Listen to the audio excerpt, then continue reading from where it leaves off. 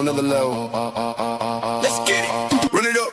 Check the scope. Money talk, money more. Yeah. Main crew say they weed it. Kicking down the door. Run it up. Check the scope. Money talk, money more. What? Main crew say they with it. Kicking down the door. Let's go. And it's the whole lane when I'm driving the machine.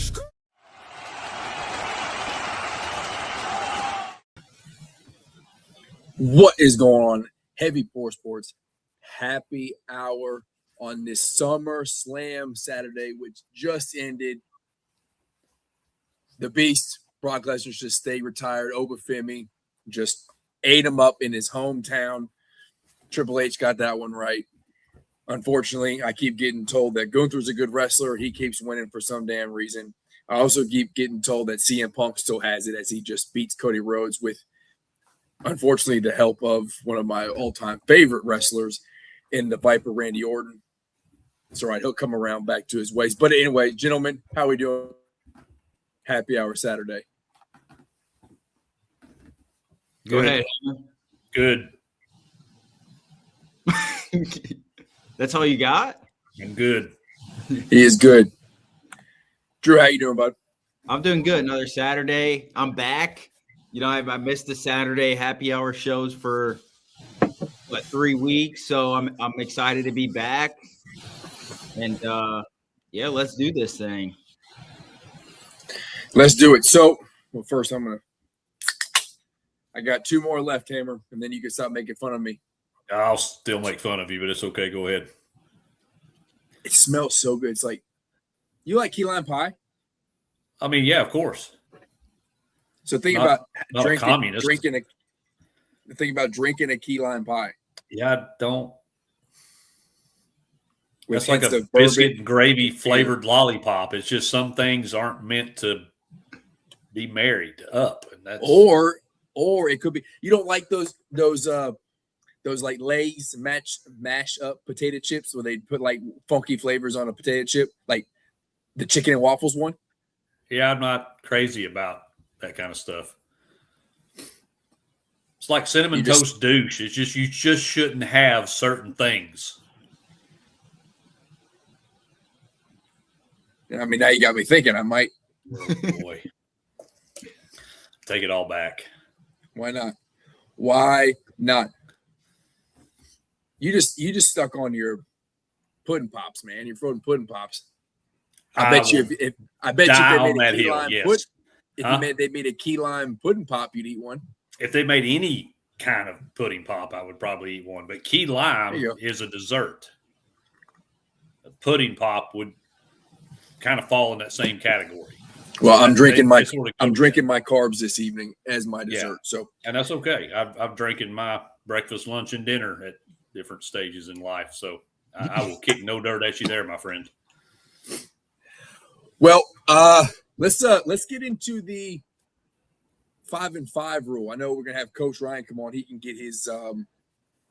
You know what? No. Okay. Let's wait for him to come on. Let's talk about the work y'all have been doing this week. So you started off with your NFL preview. We are what, 45-ish, like a month and a half away from NFL football, something like that. Yeah, 40 some odd days. If you don't count the Hall of Fame game, which no, it's like the 2020 college football season. It doesn't count. It does not, but it still is football, and I will watch it. I mean, it's just that it's a glorified scrimmage. I know some people get excited about scrimmages and preseason and practice and stuff like that. I know in some circles that's kind of important, but I'm not particularly crazy about watching that game. I don't even know who is playing in it. I know they had to show up to training camp a week early. That's about it. But y'all covered the AFC East, my Dolphin AFC East. I'm sure you covered them about as much as you needed to, which is probably 0. And you covered the NFC. It's the Panthers and the Cardinals. Panthers and the Cardinals. What has the American people done to deserve that? Hey, you're going to see some Carson Beck, maybe. Georgia fans might be interested in that one. Might be the only time T sees a NFL win this year. Yeah, Possible. T might get a W. Who is the pop quiz? Panthers like third string quarterback. Like who is I wouldn't even know where to guess. I wouldn't either. But surprisingly, that and Hammer, you probably know this. I'm sure you definitely know this. That Hall of Fame game gets a decent amount of action on the sports books, and it's heavily bet on quarterback play because that's like what's going to drive it. You know, sometimes I think a couple years back it was in Sam Darnold's resurgence. I think the Panthers, wherever he was, he played in the game. Maybe it's a preseason game. It doesn't matter. But yeah, a lot of those preseason games are bet heavily based off the QB and if they have some experience and how long they're going to be in the game. Yeah, Haynes King is the third string quarterback for the Panthers, so it might be interesting to see how he functions in somewhat of an NFL offense. Yeah, I'd watch it. I will watch it. Side note, caveat: I'm a big fan of first half spread NFL preseason. Call me degenerate if you want, but I like it. It's kind of like first five in baseball.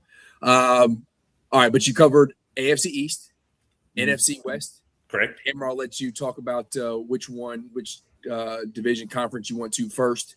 But kind of give the folks who didn't watch a little peek behind the curtain of what y'all covered on Tuesday, I believe it was. Yeah, it was Tuesday.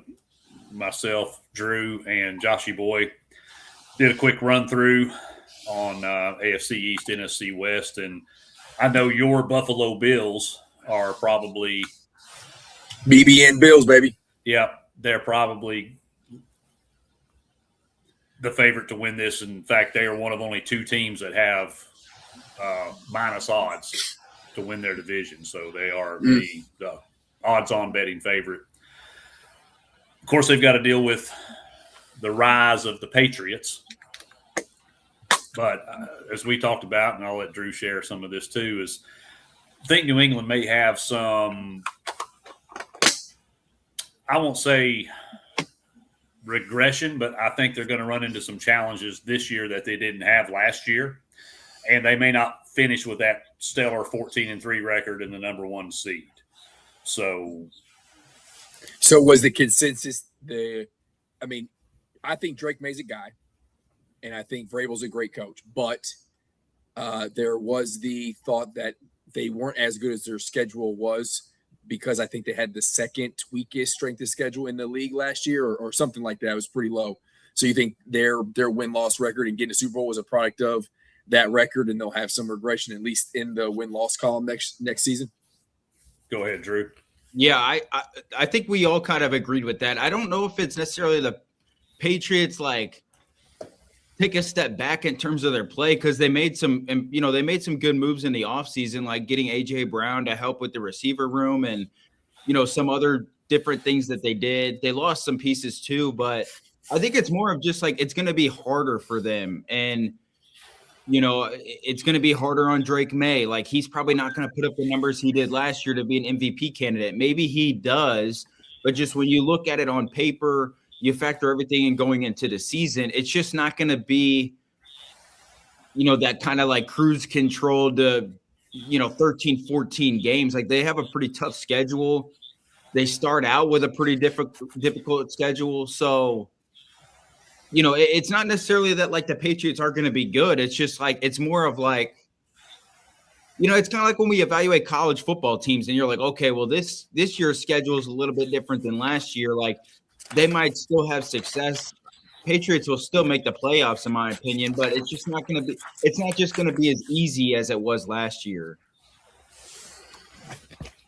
Yeah, no, I agree. They were probably slept on a lot until they got further in the season. Didn't think that Vrabel was going to be able to do what he did. Immediately off the bat, there were still a lot of question marks about Drake May. Those question marks have been answered, at least slightly. And you're right; they've made some good offseason additions. Hammer, does A.J. Brown still have it? Is he still Super Bowl, the large Batman to what he was for the Eagles and Jalen Hurts. Can he still have that back or the knee and a couple years removed from being like a dominant receiver, dominant force at that X? Can he add value and make Drake May something special, similar to like Stephon Diggs did for, when he went to the Bills for Josh Allen? Well, I mean, it's kind of hard to answer because A.J. Brown didn't really get utilized. Certainly last year, in the last couple seasons, we haven't seen him be a focus of the offense, which that's a good point. A guy like that, with his size, his skill set, should absolutely be featured in the NFL. And I thought it was kind of – and I understand that wasn't what Philly was trying to do, so understand that. But I still feel like you've got to get that guy involved. And the whole, reading the book on the sideline kind of thing was childish, but also he had a point. Like, look, you're paying me all this money. I've got all this talent. I've got this skill set. I could be a difference maker on the field. But when you're catching 3 passes a game for 33 yards, you're not going to make an impact. So I feel like he'll be more of a focus in that offense, but I still don't see him being what we would want to see out of a wide receiver 1 in the NFL. And there's a lot of mouths to feed in that wide receiver room. And a lot of the targeting goes over the middle, in the flat, to the tight ends, out of the backfield. A.J. Brown does not line up in any of those places. So his presence, I think, will draw attention, but I don't know if we're going to see a boom in his usage. We could see maybe a tick up in touchdowns around the goal line or the red zone, because he's definitely a physical advantage to have against the average NFL corner. But you got to keep in mind too, let's go back to what we talked about just a few minutes ago and what we talked about Tuesday night with the schedule. I mean, the Patriots ran roughshod through the league. They lost to the Raiders to open the season, and everybody thought, oh, Lord. But then they came on, got some things figured out. But a lot of that, yes, Drake May is a good quarterback. I'm very high on him. But at the same time, that was against the bottom dwellers, the 3s and the 4s from conferences across the league. And then when he gets into the playoffs, and certainly if you look at his performance in the Super Bowl, that tells a different story. Well, guess what? Those are the teams he's going to be playing week in and week out this season. 10 teams on their schedule that made the playoffs last year, and they open against the Seahawks, a rematch. So I don't necessarily think in the NFL, like it is in college, sometimes that first game can kind of set the tone for your season. But it's going to be real important to see how Drake May performs against the Seahawks opening week, and what kind of chemistry and, development there is between he and A.J. Brown, because I just don't see him being another 1,200-yard, 10-touchdown receiver at any point in his career unless he ends up going to, a team high-powered offense that throws the ball 40, 50 times a game. I just think there's too many mouths to feed in that offense for him to be that head and shoulders guy for the Patriots. Well, and can he just, regardless if he's not the same kind of receiver that he was in the past, like, can he just keep his head out of his own ass? Like, when things aren't going his way, can he still stay engaged? Can he still stay motivated? Can he still run routes the same speed with the same, attention to detail? Or does he get what we saw in Philly where, like, he just wouldn't care anymore? And I don't think he'll get to that point, because I think Vrabel's a different level, different kind of coach, different type of coach, that I don't think he would put up with that. And they obviously have a previous relationship at their time in Tennessee, but I think that's the biggest thing. Yeah, he'll have a better rapport, but still, if he's not happy, we talked about this, not to interrupt you, Drew, but we talked about this, that if he's happy and getting targets and catches and feels like he's part of the game flow, then he'll be effective. Yeah. But as soon as he's not, we have seen it time and time again, not just from him, but all these prima donna wide receivers, that They think they're open every time they run a route, and that's just not the Because case. we are. We are. Throw me the rock. God. Well, and a lot of and in some cases that's true. Even if they aren't open, still you can put it to where only your guy catches it. Right? These are NFL quarterbacks for the most part. There's some teams that don't have one. Dolphins. But Drake May is one of those guys. So he can put the ball in a place to where either AJ can get it or nobody can get it. But if he's not getting those, if he's not getting fed, if he's not getting his piece of that pie, then I don't care who the coach is. The player is still the player. Mm-hmm. So here's my take with it, but he's still gonna be that way. 100%. Here's my take on AJ Brown and Jalen Hurts. Now, I'm a big Jalen Hurts fan. I'll start with that. So while I'm going to criticize Jalen Hurts, I was on, years ago, I was on the you don't draft Tua, you wait to the second round, you take Jalen Hurts to see if he's a guy type thing. You trade out of the first round, stack picks, and then, one guy is Super Bowl winner. One of them is now a backup in Atlanta. So, but AJ Brown is a great wide receiver. He's big. He is fast, but he is not like someone who is going to generate a lot of space for you. He's not going to he's got a big catch radius, but you got to be one willing to throw the ball in tight windows, and two, you have to be, serviceably accurate, above average accurate for a NFL quarterback standards. I don't think Jalen Hurts is that guy. I think Jalen Hurts is a very good quarterback. He's a dual threat quarterback. He is a serviceable thrower of the football. He has a great long ball. But as A.J. Brown has declined over the last couple of years, as all receivers do, he's just that capability to get downfield wasn't there, and Jalen Hurts didn't have the ability to really put the ball in a tight spot, or wasn't willing to because of his, knowing his limitations to throw balls in those tight windows, which is why you saw a tight end position with Goddard and even before with Ertz get a lot of use with Jalen Hurts because he's more comfortable throwing those balls. I agree with you, Hammer, that I think Drake May is a different quarterback. One, I think he's more confident in throwing that ball, and I think he's better when it comes to putting that ball in a tight window, being accurate, and at the end of the day, just saying, my guy's better than your guy, I'm going to give him a shot.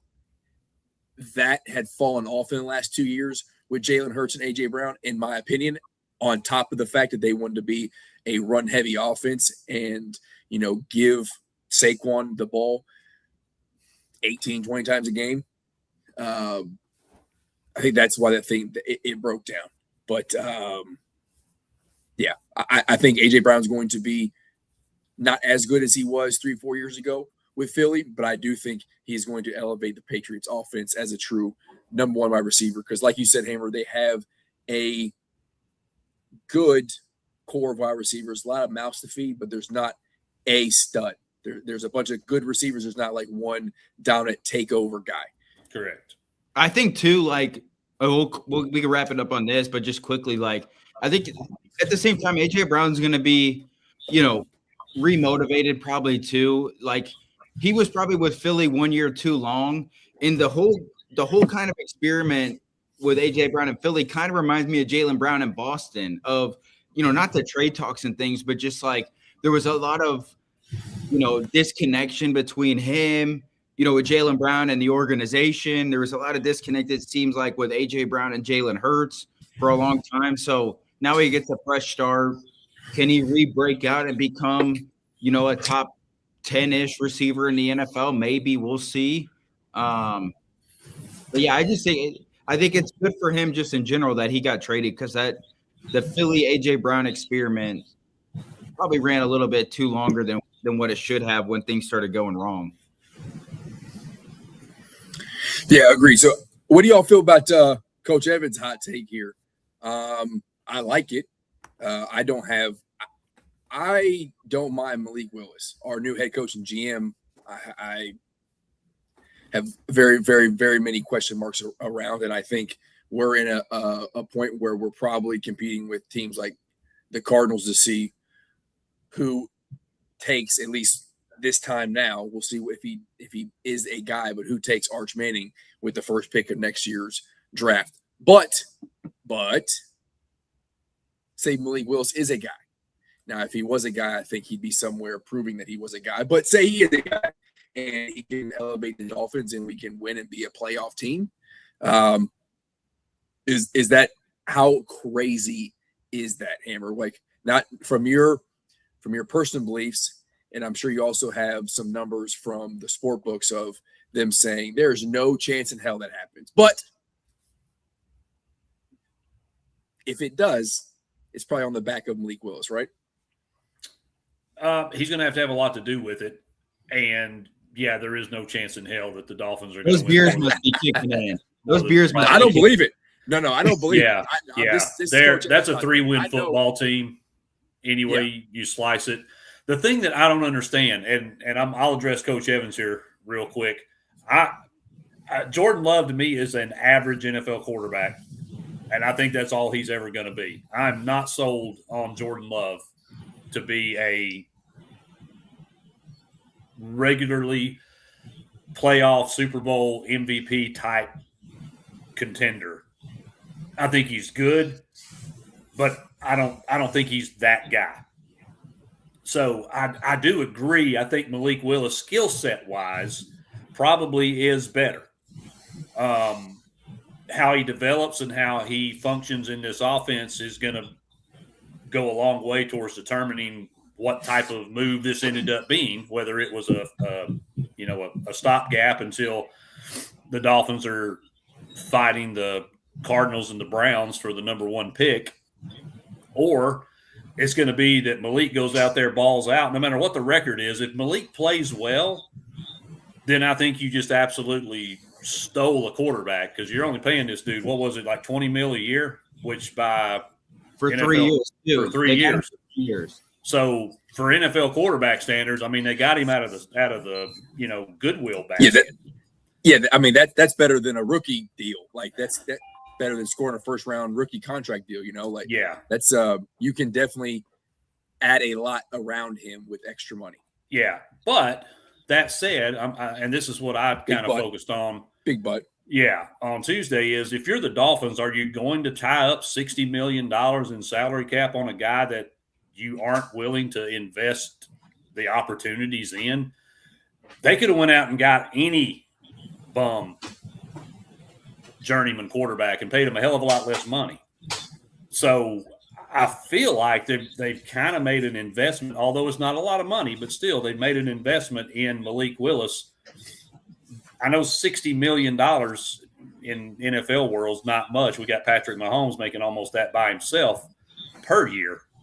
But still, that's a lot of money to tie up in a guy that you're going to audition for 1 season and then put him on the bench when you go draft whatever quarterback you take at whatever position. I don't know. I think this may be a little bit more of an audition. I think this may be we're gonna hitch our wagon to Malik Willis, because we've seen enough from him in his development from the Titans to the Packers that we think we can win games with him. They're not going to win them this year, but maybe down the road and use that first round pick to build something else, because God knows they need it. Can anybody name me a starting wide receiver for the Miami Dolphins?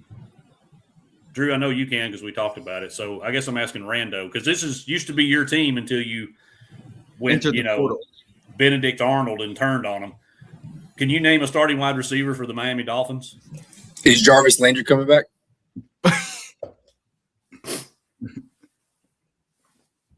Ryan Tannehill doesn't have a job. He used to play wide receiver. Maybe we get him on there. He could be, we can run some Wildcat or something. I mean, you never know what's coming your way. I mean, at this point, just about anybody's going to be better than what they got. I mean, here's my take on Willis and the Dolphins. I think like Hammer said, it's kind of an audition. I think they signed him to a smaller-ish deal to see if, I think they have the mindset of they maybe can build around him, but they didn't want to put too much into it, where if they do get a number 1 pick, for instance, they're going to take a quarterback, I'm sure, a legitimate franchise quarterback. Now, you still are tied down to him But let's say he does ball out, then you have him locked in, unlike Sam Darnold in Minnesota, where he had the one good year, and the year after he was an immediate free agent, and then Minnesota had to play in this bidding war, with Seattle and some other teams. So they have him locked down. They can always probably get out of that contract or stash him as a backup if need be. But for sure, yeah, that's a backup contract. I think their mindset is we're gonna, we don't have enough around him anyways. We're kind of rebuilding, and we'll see what he does. And also, it depends on where they finish. Let's say they do win 4 or 5 games, maybe, and they get the second or third pick. Well, let's say 2 quarterbacks go off the board, which probably will with Arch Manning and Dante Moore. Then you maybe can.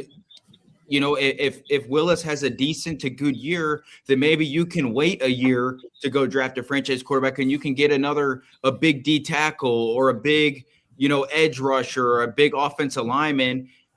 And also the quarterback class next year is kind of deep. Maybe they can get a franchise quarterback late in the first round, depending on if they want to trade into it or they have a pick, or even in the second round. So I think it gives them good flexibility for the future. The first thing is, how many games do they win? What's their draft position? Second off, how does Malik Willis play? I think will determine a lot of that as well. Yeah, so I don't know where I struggle between, did new head coach and GM bring Malik Willis in because they seen him, believe in him, thinks he's a stud, think what Coach Evans thinks, that he should have been the guy slinging the rock in Green Bay. He's a better quarterback. They just have more invested draft stock, the whole Aaron Rodgers thing, in Love. I hope that's right. But I also have a feeling that was just the only option they had.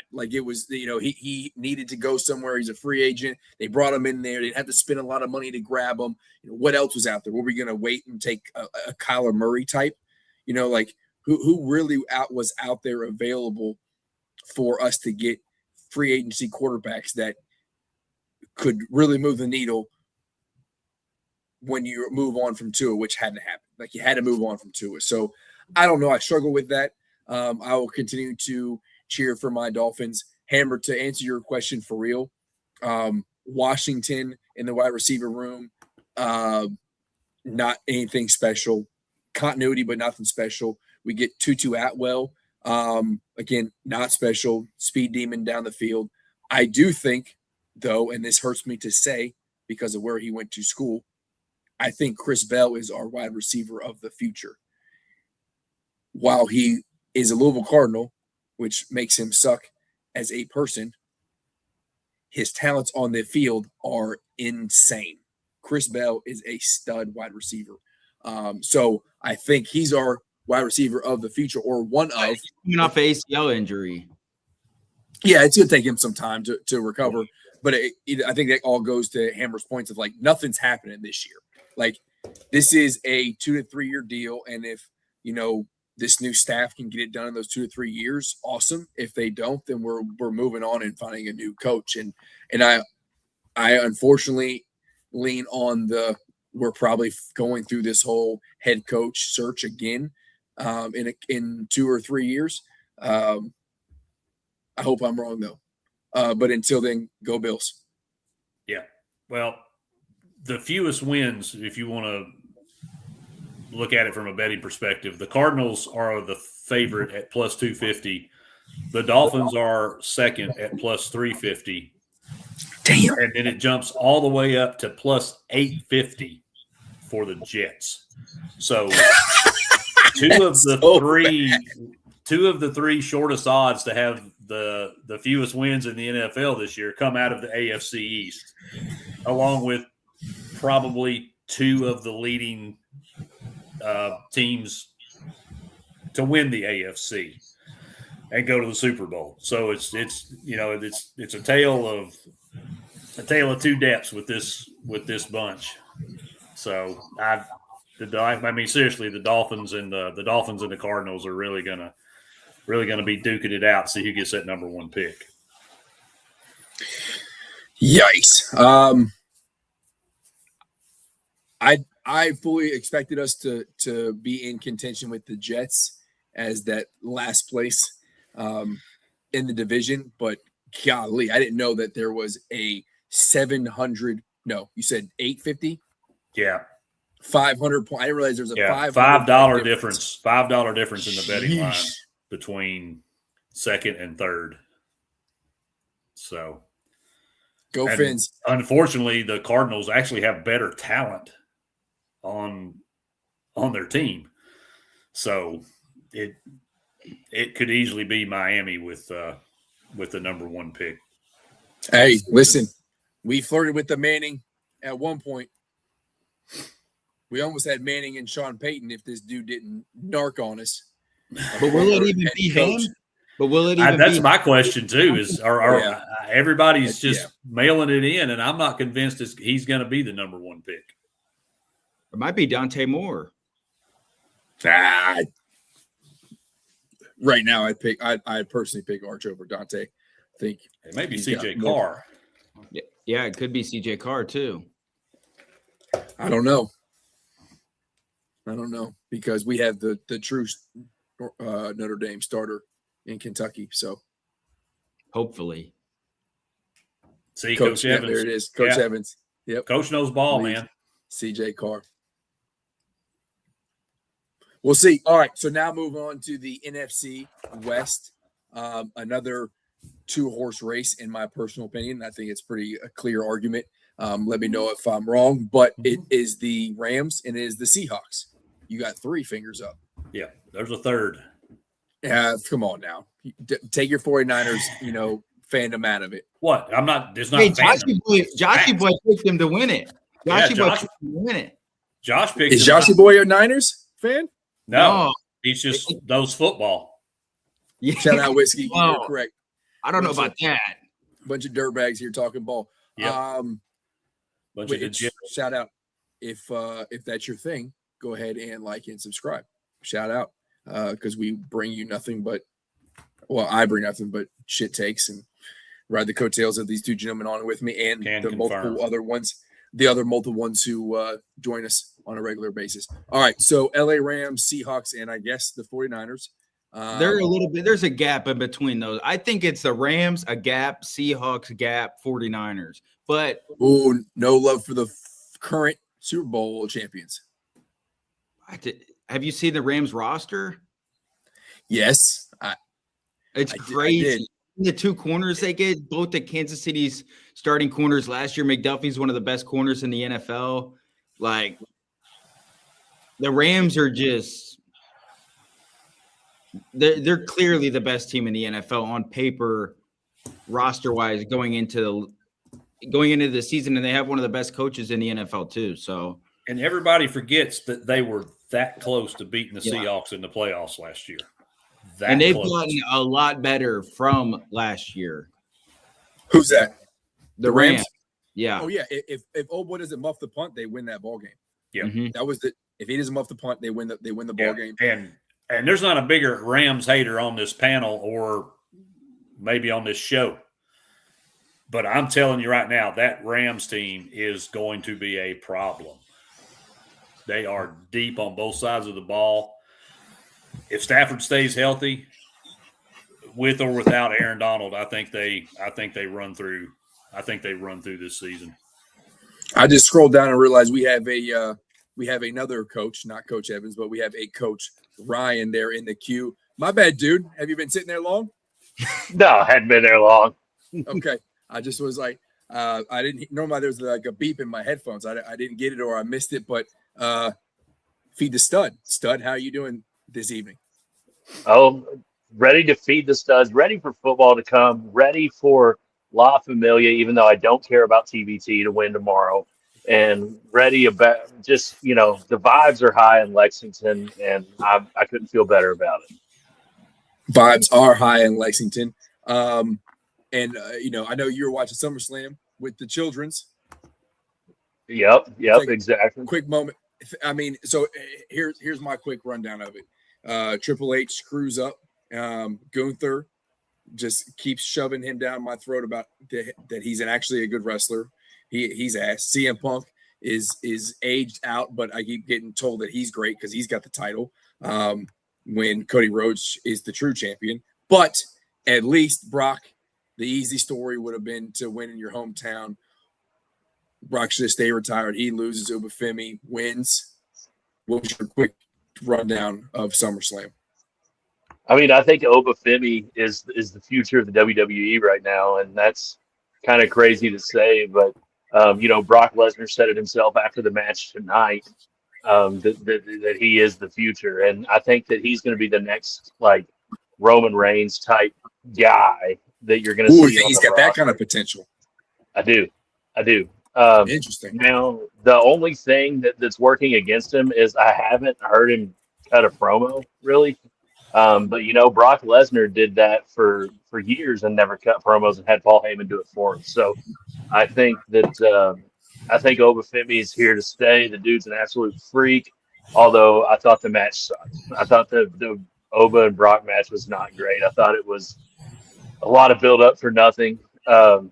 The CM Punk Cody Rhodes match, I've seen that match 1,000 times. That's the way they both always do their matches. I think it's just time, honestly, for WWE to bring in some new writers and to get some new storylines going, because they're just riding the same thing as they did, 10 years ago, and it's time for some new blood. It's the talent. They keep having to bring back old talent because the new talent isn't carrying the same kind of storyline.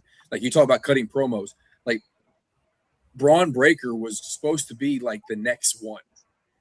You hear him on a microphone? Yeah, he's terrible, and he played fullback. So I'm not blaming him. I know he's got CTE and stuff, but he can barely form a sentence, and he can't hold a crowd at all. So like they keep bringing back this old talent because the new one isn't, just can't get it going. LA Knight, I thought he was on the rise. He just he has fallen off, but yeah, agreed. Just give Cody Rhodes the title back. Let Cody and Roman carry it.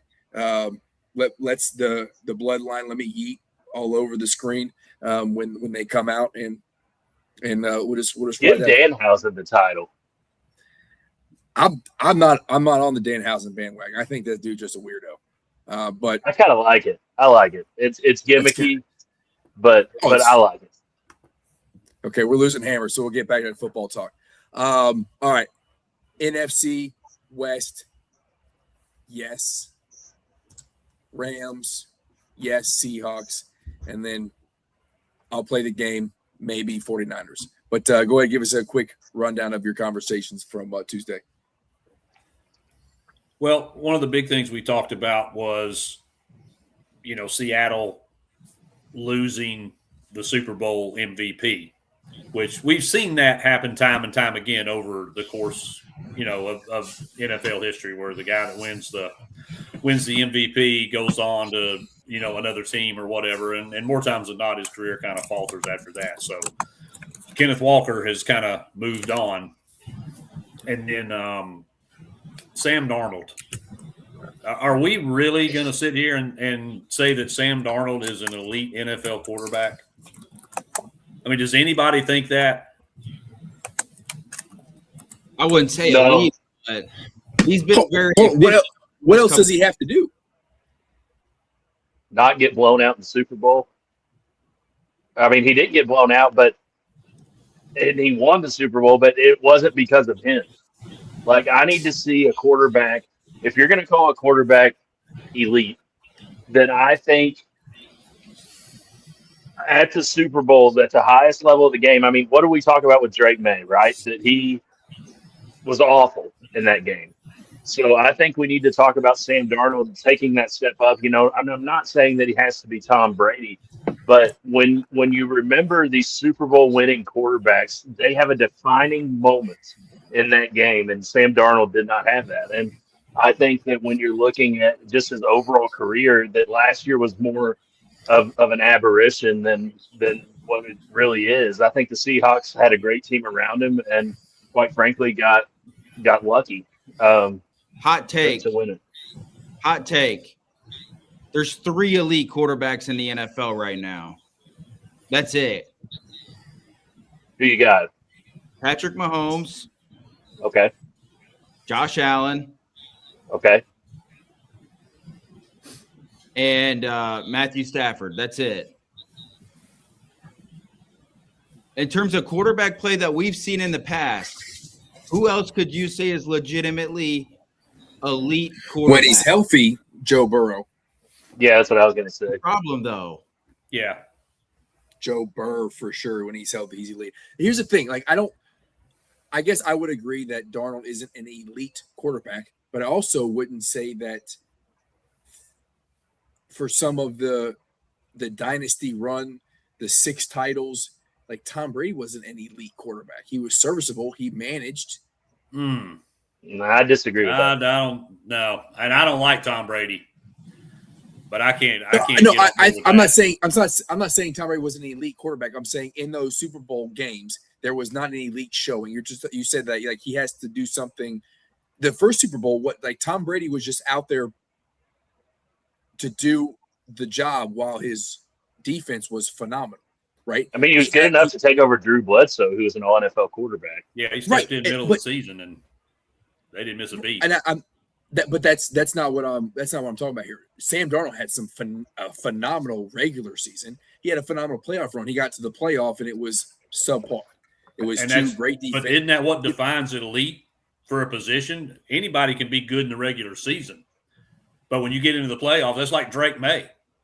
When Drake May had to play big boy competition in the playoffs, he got exposed. Well, I just think the problem is with the quarterback play now, the quarterback play in the NFL has dropped significantly over the last couple years because all it is now, it's a lot of dual threat. If you can't throw it, you just run it. Look at Lamar Jackson. Look at Jalen Hurts. These are guys that we say they're at the top of the list in NFL quarterbacks, but you look at the past and you have the prime Aaron Rodgers, you have the Tom Brady's, you have all of these other quarterbacks. Quarterback play is not what it used to be. That's why to me, like, I don't look at Lamar Jackson and say, like, yes, he is a quarterback, but I don't look at him of like quarterback when I look at a Matthew Stafford or a Patrick Mahomes, or I mean, even Josh Allen at times isn't even a quarterback. He's just a big ass dude who can throw the shit out of the football. But quarterback play in the NFL has dropped significantly anyways over the last few years. Yeah, and my whole point about this with Darnold is if we think back to some of what Sam Darnold was pre-Kevin O'Connell, right? Because when Minnesota got him, we're like, oh boy, what are we going to see here? Because between the Jets and the Panthers, we didn't get a very good version of Sam Darnold. And I think a lot of his development came under Kevin O'Connell, who was, renowned quarterback whisperer. But even in the playoffs, Sam Darnold started seeing ghosts, right?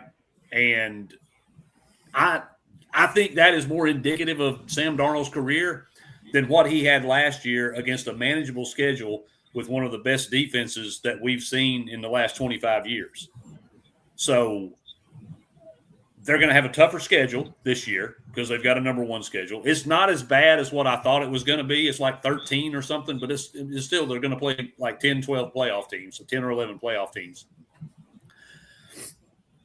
But I with Kenneth Walker gone and Zach Charbonnet kind of on the mend, that's going to put more pressure on. He's missing the first 4 weeks. That's right. If he stays on the PUP list, he's going to miss the first 4 weeks. So that puts more pressure on Darnold, and I'm not sold on him as the guy that you can pin your hopes and dreams for a Super Bowl run on, because I've seen the other side of Sam Darnold, and we saw it sort of surface a little bit here and there throughout the season. He just fortunately had a great running game and a great defense to rely on. He reminds me of a more talented Trent Dilfer at this point of his career. So I'm not picking the Seahawks to repeat. So tell me different. No, and I wouldn't either. Here, I'll say this. Sam Darnold is a lot like the Brock Purdy's, the Baker Mayfield quarterbacks of the world, where they're good players. They're definitely starting quarterback caliber in the NFL, but like they need a running game involved because they need the play action game. They need a good running game. They need a good line. They need good receivers. enough to help them get over the level. Those guys are not. They're not Patrick Mahomes or Josh Allen or Matthew Stafford, where they could legitimately take a game over by themselves at the quarterback position. They need some help around them. So I don't think it's not necessarily about being elite or they're being bad. It's more of they need some help around them. And Darnold losing Kenneth Walker is going to be a huge potential storyline throughout the year because it takes away the run game. And Seattle was elite last year in the play action passing game. And I'm not hating on Sam Darnold. I think he's a good quarterback. He is not an elite quarterback. And he's not a quarterback. He's the second best quarterback in that division, though. I don't know about that. I think him and Purdy are probably about. I think he and Purdy are pretty similar. I think if you put either of them on the other team, which Darnold actually was on the 49ers for a cup of coffee, I think those offenses with either quarterback probably function the same. And I'll go so far as to say I think probably even a little better with Purdy on the Seahawks because of JSN. So I don't disagree with your take as far as like Sam Darnold was a lost cause, but there's been a lot of those quarterbacks who get with KOC and Shanahan and they kind of have a rebirth. Drew mentioned Baker. Like, it wasn't KOC and it wasn't Kyle Shanahan, but it was who? Guys, who was his OC? It was Liam Cohen, like another quarterback whisperer, another great offensive mind who's doing great things now in with the Jaguars. So I think it maybe it does take that one coach. And also, like, maybe it is different now with the Panthers. But previously, the Panthers and the Jets, it didn't matter who was playing quarterback. Look at who the Jets have had. They were going to ruin their career. So I think Sam Darnold is better than folks give him credit for. I don't necessarily mind the playoff drought and the Super Bowl drought. Again, I mentioned, like, they're just – when you get a Super Bowl, those are the two best teams. And sometimes it's the offensive game, sometimes a defensive game. And this Super Bowl, we knew going into it was going to be a defensive game. Vrabel on one side, the best defense, and the Seahawks on the other side. And Darnold did just enough to win that game. I do agree with you, Drew, and Hammer, you mentioned as well, like, Kenneth Walker leaving is massive. That's huge. He didn't get the kind of same clout and recognition, especially if you play fantasy football, as some of the other big time running backs. But he was big, and if there's not a holding call, he's clear cut Super Bowl MVP. Did he win the Super Bowl MVP, or was that? I think he did. Yeah. Okay, won it anyways. And keep in mind, too, Seattle's breaking in a new offensive coordinator this year. What'd you say, Rando? You went Rams, Seahawks, 49ers, T's, Cardinals. And they have no shot in hell to win the division, by the way. Yeah, what day is it? August 1st? Yeah, the Cardinals have been eliminated from playoff contention. Post the graphic. Yeah. It's hard to pick the 49ers third, though. They always seem to have a Super Bowl contending team somehow, some way. They do. And I'm even worried about the 49ers. If they're healthy, then they can play with anybody. If they have the mass unit and 5 starters on IR like they did last year, then but that's the thing, though, Coach, is they went 12-5 last year with the mass unit they had to piece a team together with healthy players, especially Fred Warner and Nick Bosa.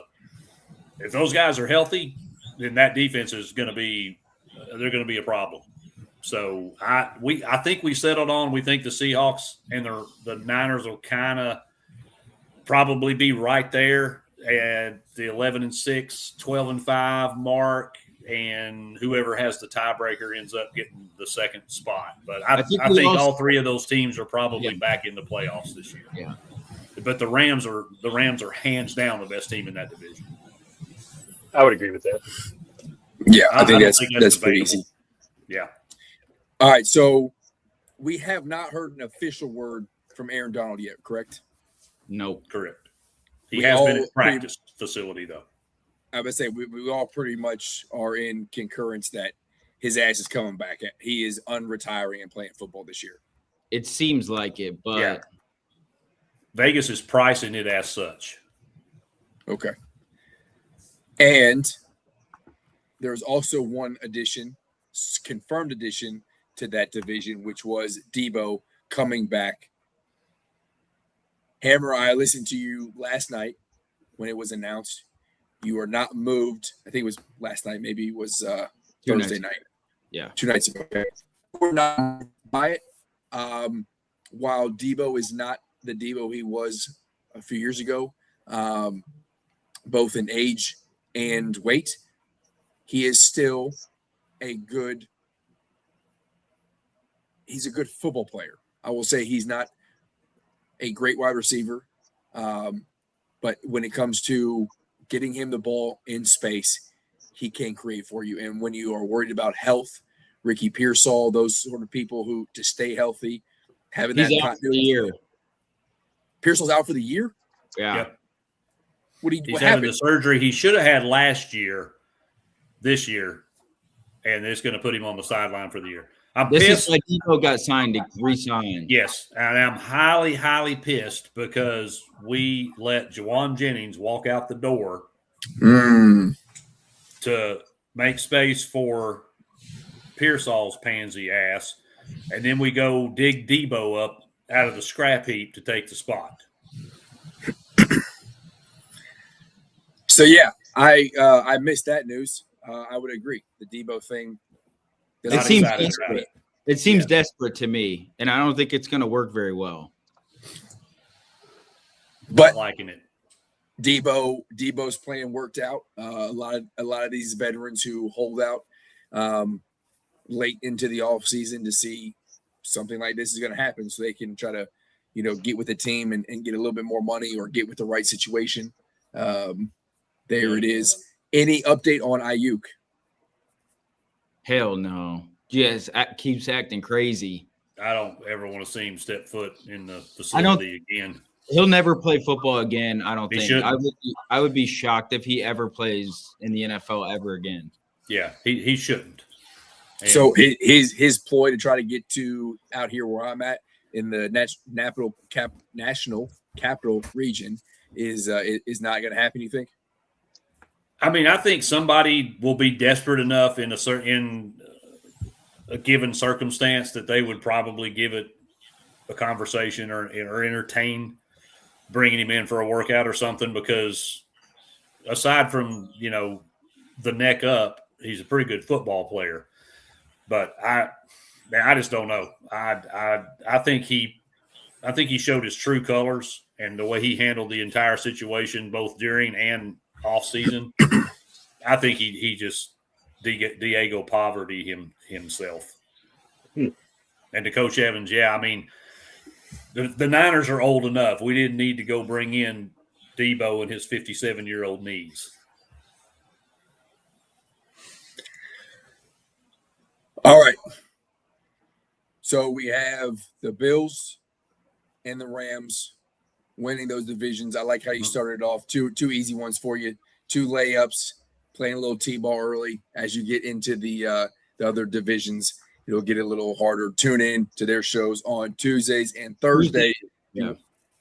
Tuesdays, that's right. Tuesdays is NFL. Tuesdays NFL.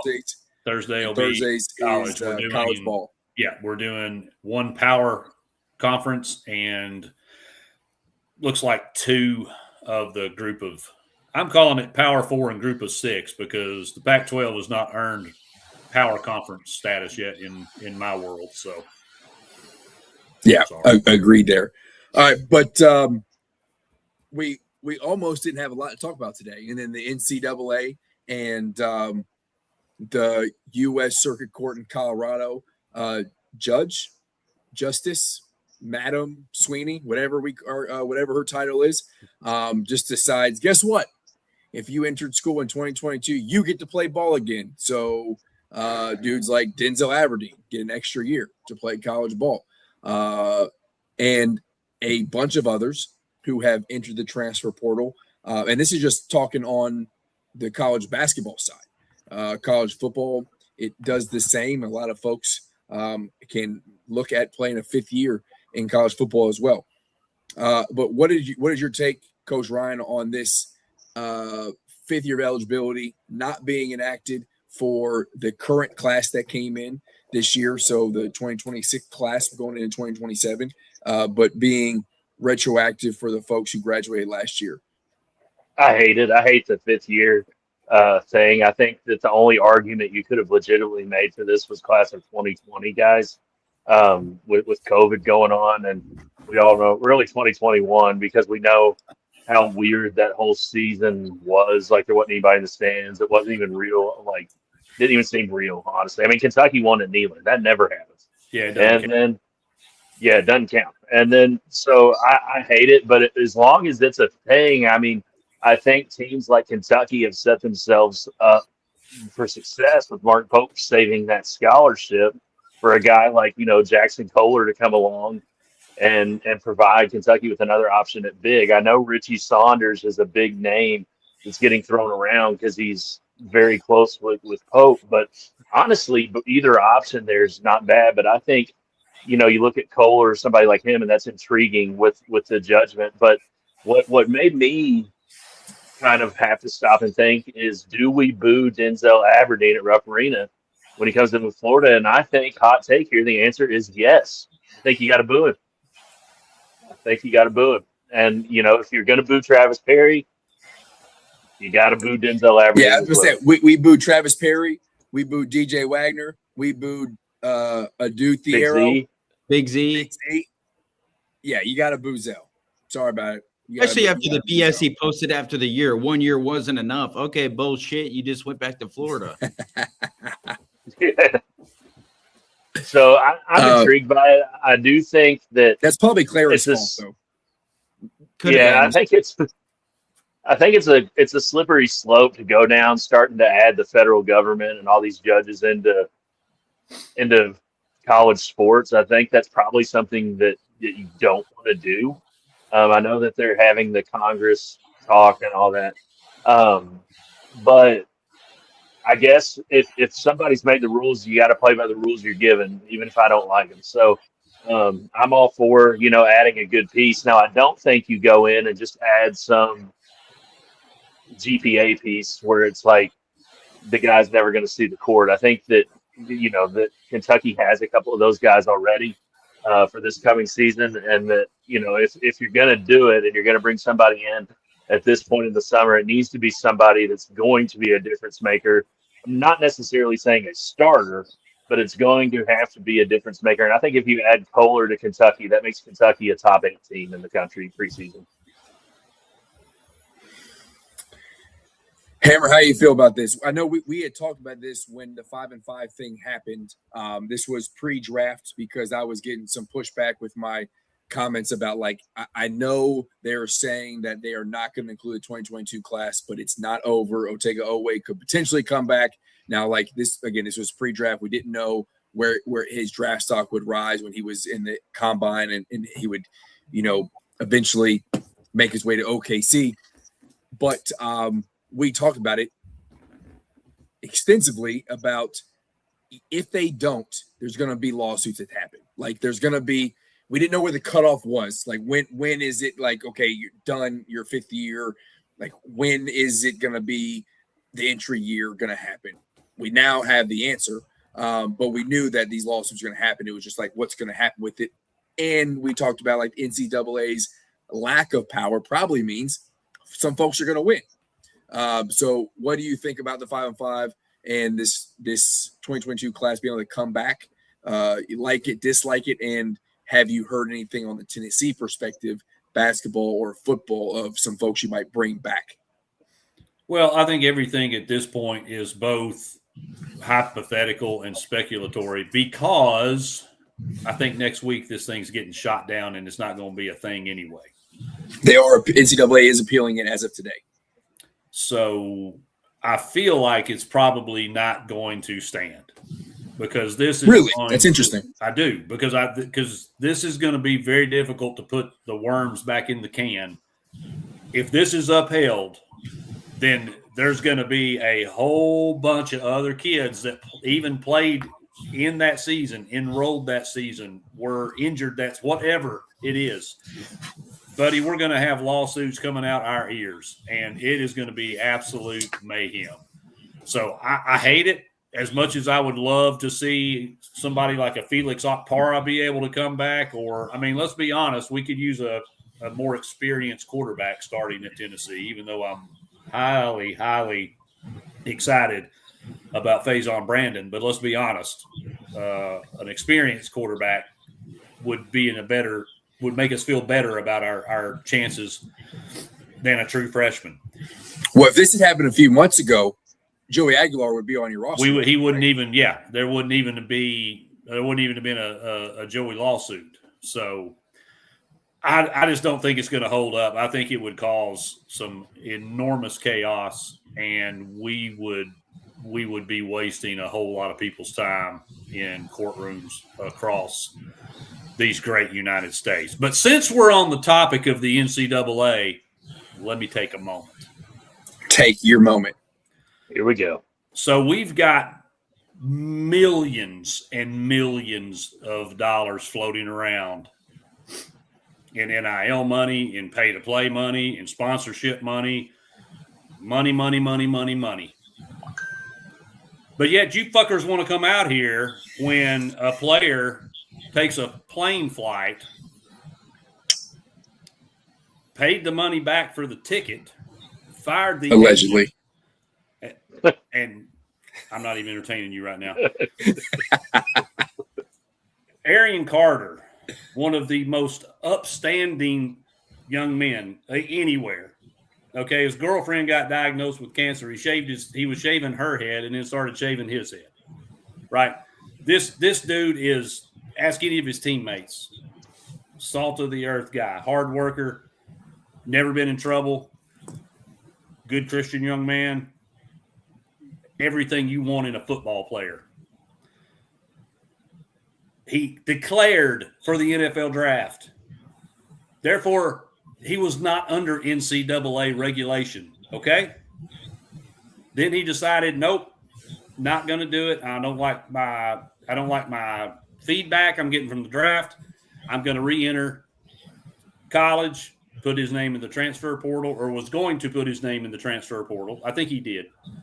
Paid the money back to the agent, fired the agent, then went back in the draft. Y'all didn't have jurisdiction over him during that time. But yet you're going to suspend him 2 games. When you got all this other bullshit going on out here, you're going to pick on Arian Carter, of all people. So Charlie Baker, you, your whole crew of cronies, everybody in the compliance office, everybody in that building, the guys mowing the grass, the guys changing the trash cans out and scrubbing the toilets, y'all can get in one big line and kiss my entire ass.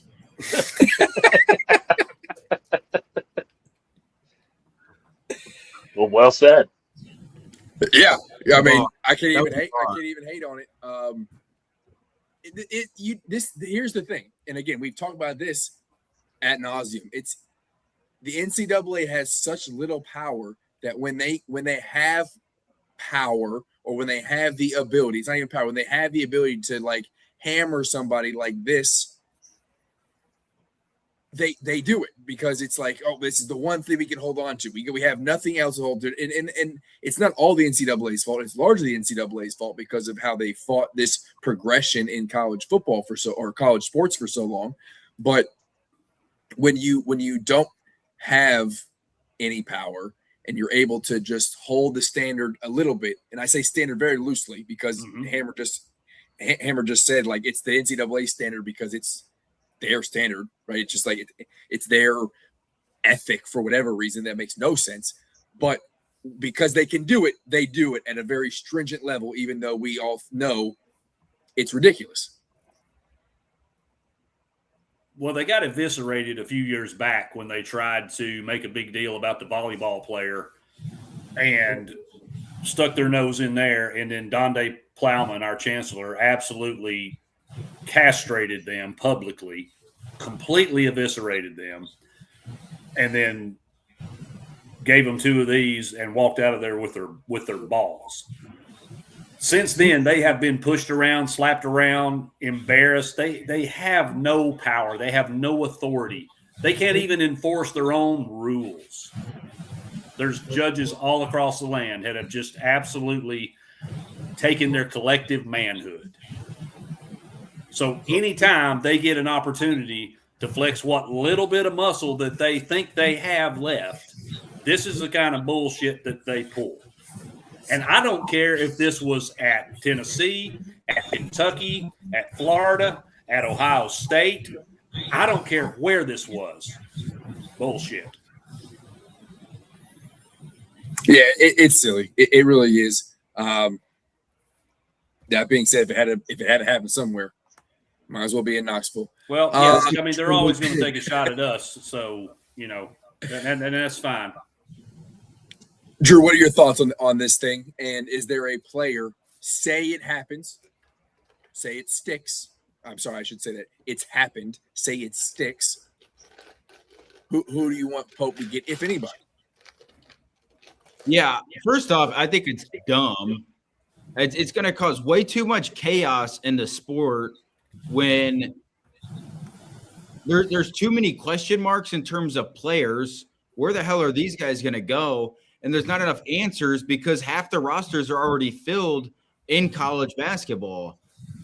Kentucky just so happens to get lucky, whether it was Pope whiffs or whatever the case may be, that there's an open scholarships, or it's not scholarship, but open roster spot still available on Kentucky's roster. So that's just Kentucky side. But the whole sport in general, I mean, Hammer and Coach Ryan said it perfect. Like, it's I don't know. It's crazy to me that, like, first off, a judge can even do something like this. Like, that's embarrassing for the NCAA, number one. But, I always just keep saying this every time some crazy decision gets made in college sports. Like, maybe this is the one that finally gets somebody with legitimate power, whether it's the NCAA, whether it's Congress, whether it's the United States government, regardless of political power, if it's the president, like, whoever can put like rules into place to where, like, I'm not saying college sports needs to go back to where it was, where nobody gets paid and there's no transfer portal or anything like that. I'm all for players getting paid. I'm all for the transfer portal. I'm all for all of that stuff. But there's got to be rules at some point. There's got to be things that are put in paper of you can do this and you can't do this. And when you can't do something, it can't just turn into lawsuits and we're going to court and you're fighting this and you're fighting that, because it's just bad for the sport. It's bad for the sport. It's bad for coaches. It's bad for players. It's bad for business. Like, it's just a whole messed up system. So I hate that, number one, in general. And we'll see if this thing even passes and actually becomes able to happen. It'll be interesting to see. I like Hammer said, like Coach Evans said, like Coach Ryan said, I feel like it's not going to. At some point over the next week or so, I feel like it's just going to get to the point where, like, this isn't even feasible to do. And so I feel like it's going to get shut down. But to me right now, if I'm being honest, the guys that are out there, if I had to choose one, there would be, I don't mind the Jackson Kohler pickup if that's one. Problem is with him, he's just kind of slow. And, like, him and Malachi out there together, like, I just don't know how that fits. I don't think it would make Kentucky better for sure. But I just don't know, like, long-term if that really is the answer. Another one that's been floated out, it's kind of funny because my brother's been going haywire on it. Mark Mitchell, obviously, is another thrown around name. Mizzou player, played 2 years at Mizzou.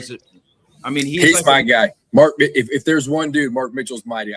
But here's the problem, and I was telling my brother this. I don't even know if Kentucky will be in on him because, number one, he can't shoot. And there's questions already if Team Diallo can shoot, number one.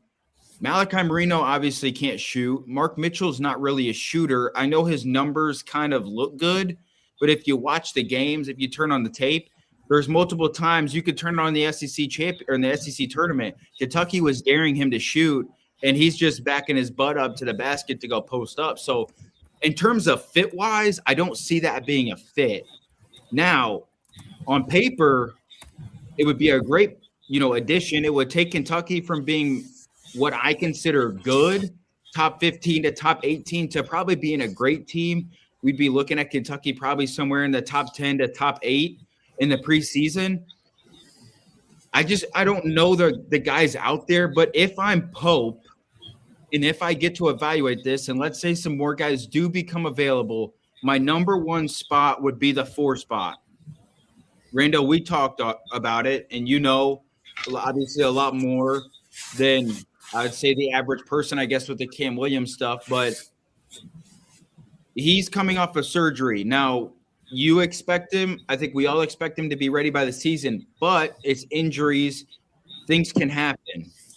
Usman Njai, to me, is still a question mark. We don't know what he is. He's an international player. I always have that mindset of, until we get to see him play, he's a question mark to me. Ultra talented, everything looks great, tons of positive signs. I got to see it first. And then, Justin McBride at the 4 spot. Can Milan play the 4 spot? I don't want him to. I'd rather Milan play the 3. Braden Hawthorne, I guess, could slide down to the 4, but I would rather him play the 2 or 3 as well. So to me, Kentucky's roster whole would be the 4 spot. Mark Mitchell is a perfect 4. He's just not really a fit to what I think Kentucky needs and to what Mark Pope wants for his team. But to me, if you're going to add somebody, either he better be a superstar, he better be a stud who takes Kentucky to the next level, or he's just a player, a 15th, walk-on type player who doesn't play. I would say another Zion Hawthorne type player. You cannot you can't add a guy that's in the middle, because But you're not going to get that in this 5-5, where you're going to get someone who wants to play. But yeah, I'm just saying, if you're going to add a 15th guy, it either needs to be a star from the 5-for-5, and I mean a star, not like a BS kind of player, or you just add another walk-on developmental type piece. Because Rando, you talk about it all the time. You've been tweeting about it. You like what we have, and you don't want to mess up the locker room. And I think Pope feels the same way. If you add another, let's just say Justin McBride type player, to me, that's where things can go wrong chemistry wise, because you just add another player to log jam what is already a good roster with a lot of unique pieces, which we talked about on Wednesday. There's a lot of unique players, and this team has a lot of unique versatility too. And if you just add another one of those players, that's where I think people can start getting pissed off. So to me, if you're going to add somebody, add a stud, which I guess right now would be a Mark Mitchell or a Jackson Kohler. If not, I would just leave it alone. Don't go get me a AJ Storr type player. Don't go get me a mid-major player, because what does that do that we already don't have? And that's my biggest fear of where things can get messed up. So Whisk, it's Jackson Kohler, by the way, too. So I think Mitchell would be, I know you'd say he doesn't fit because he can't shoot. I think he would fit because you know what you're getting out of him. Yeah. He's not going to come in here. You mentioned McBride. There's a bunch of question marks that can be very good. These can be lottery ticket picks that, you don't spend a lot of money on, but, scratch offs where you're just oh, wow, boom, I got a winning ticket here, and they're going to carry us. Mitchell is going to give you that, that physicality. We know exactly what he's going to – he's going to be,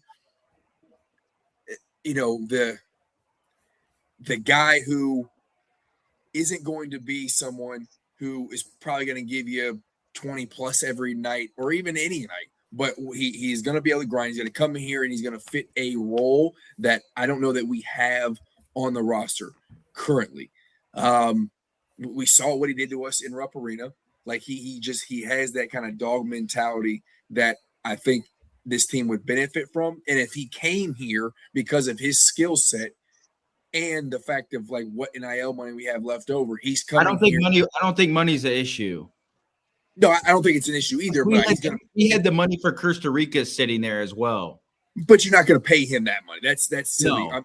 But yeah, because we're not desperate. But LSU might, because they are desperate, right? So with the NIL money we have left over and what other people have on their roster, what they don't have on the roster, Mark Mitchell would come here because he wants to like truly fit in a team that will win a championship. Like, I'm going to be here, and my presence will elevate the front court to compete with the Floridas and some of these other big boys who are going to be at the top of the preseason standings. So that's why I like Mark Mitchell. If we don't get a Mark Mitchell, I want a Ansley Amanor type, where someone who's coming in here, and I'm not expecting a lot. Just, coach, tell me what you need me to do, and I'm going to do it. Right. That sort of thing. Like, so I either want the big name Mark Mitchell, who, you know, again, is coming here to win a title, can give you something unique to the team, or an Ansley Amanor who's just like, you know, you need me to go play the 4, you need me to go play the 5, you need me to shoot the rock, whatever you need me to do, I'm going to do the thing, because I want to play here.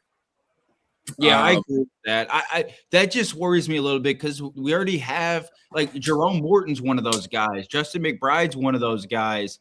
Hell, even Reese Potter's one of those guys. Jerome Morton's going to be a lot better than people realize. Agreed. A lot better. But that's my biggest fear, is we already have a lot of, like, what I would classify of like 7 to 11 type rotational guys. Like, to me, you just go get a dude, or you just stay out of it, and you just go get get that shit off my screen. Yeah, just go get a dude, or go get another developmental piece or something, because the last thing you want to do is add another average guy, to me, and then everything gets messed up in the offseason. The chemistry's gone. And unless Cam Williams' injury is a lot worse than what we think, and unless like Usman Njai and like Justin McBride, which I don't think would be the case, unless like they're really struggling and you just need another like potential 4, then that could be the case. And that's just the things that we don't really know. Like, that's just going to have to come from Pope as the head coach and what he's seen in the offseason. Yeah, and I will say this: if you haven't seen our video on talking about the Cam Williams injury, I will say, yes, there is potential for, hey, the person giving you information or doing it for a reason. I don't think that's how it will come. I think I have a pretty good read on folks, and I think that was a genuine conversation of like, we're good. We got plenty of time. We did this for a reason. It's a long-term thing for Kentucky. It's a long-term thing for the league too. So I am not concerned with the Cam Williams thing when it comes to like long-term effects on Kentucky basketball in November, December, January, when the meat of the season really starts picking up. I will say that my last, I'm the last one to go on this 5-5 deal. Outside of Kentucky's basketball roster, I think it's the right decision. Like, when you make the decision to start having the talks of doing. Come out. You mean the 5-for-5 rule, or like what just took place yesterday? What just took place? Oh, because I like the 5-for-5 rule, but not this whole thing of yesterday. Correct. I'm with you on that. No, so I think. So I guess the answer is both. Okay. When you start talking about the 5-for-5 rule, right? And I was iffy on it. We'll see how it goes, right? I don't necessarily think there's anything wrong with the red shirts and the waivers that were in place. They just got abused. And when you start letting those things happen, you have to kind of, this is a knee-jerk reaction to the 5-5. But if you're going to do that, and you start talking about it in the middle of the season to make the eligibility happen, and then like you had the foundation in place, you just wanted to carry it for some reason until students graduated and they became ineligible. If they would have done this thing and said, hey, the players who are playing the sport right now, if you played a fall sport or a winter sport, when this decision was being discussed and really, yes, the gavel didn't hit the table, but it was decided, then we wouldn't have to have these lawsuits happening. You'd have a random 1 and 2 saying, I played in COVID year, and be like, no, you already had your chance. You've played 7 years of college ball. You're not getting an extra year. It would have been easy. I was someone who said the 2022 class should have been eligible from the jump. So I don't mind this decision.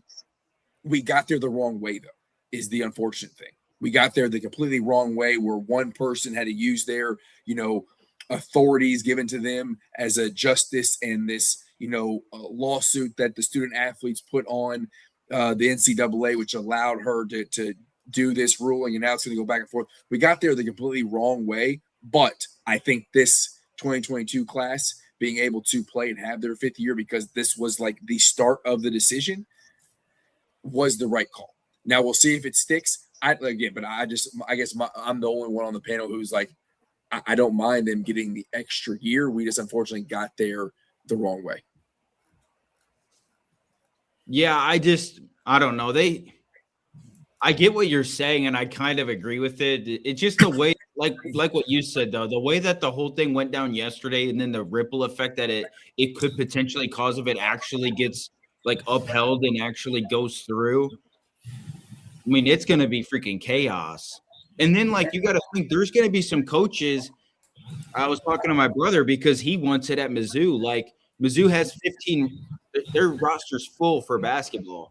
And my brother's like, well, we need to cut somebody then to let Mark Mitchell come back. And I'm like, I mean, I guess technically you could, but you can't really do that if you're a head coach, because think of what's going to come from that. Like, could we imagine if we had a stuff like that and Mark Pope cut our worst roster player or something like that? Like, yeah, it would be great, but half the people would be like, why the hell did you do that? Like, that's a terrible decision. And he would be getting heat for that. So that's the problem. I don't even know how this thing will actually work out, because how many teams at, let's just say, the high major level, because a lot of these guys that play high major basketball, they don't want to go to a mid-major school, right? Like Mark Mitchell's not going to transfer to, Lehigh or something.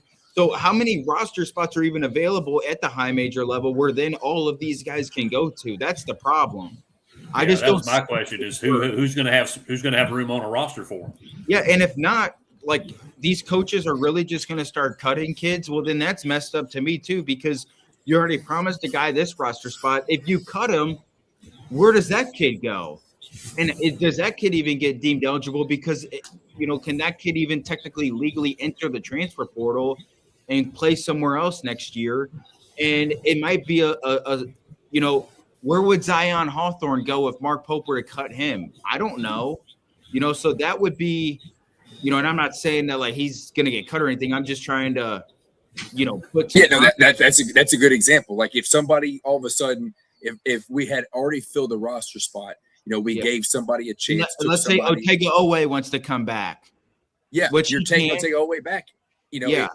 But that's a great example. Or, say Zell was still out in the transport, hadn't committed yet. He's like, okay, I got my eligibility. I want to come play for, now Pope's got to be in that tough decision of, shoot, I already had, fortunately for us, I believe that our coach and the staff are forward thinking. They knew this was happening, so they didn't rush into those things. They didn't overpay. But, you also have, and I don't know the rulings on this, but like St. John's, and they unfortunately paid a lot of money, and their guy blew out his Achilles. Mm-hmm. Is it like a roster spot, or I don't, yeah, that's what I'm saying. Is it like can they put him on the IR, like send him back to the practice squad like can the NFL and open up a new roster spot? I just don't know how that works and how the NCAA fees it. I don't like the timing. I like giving them the extra year. I do disagree with you guys, though.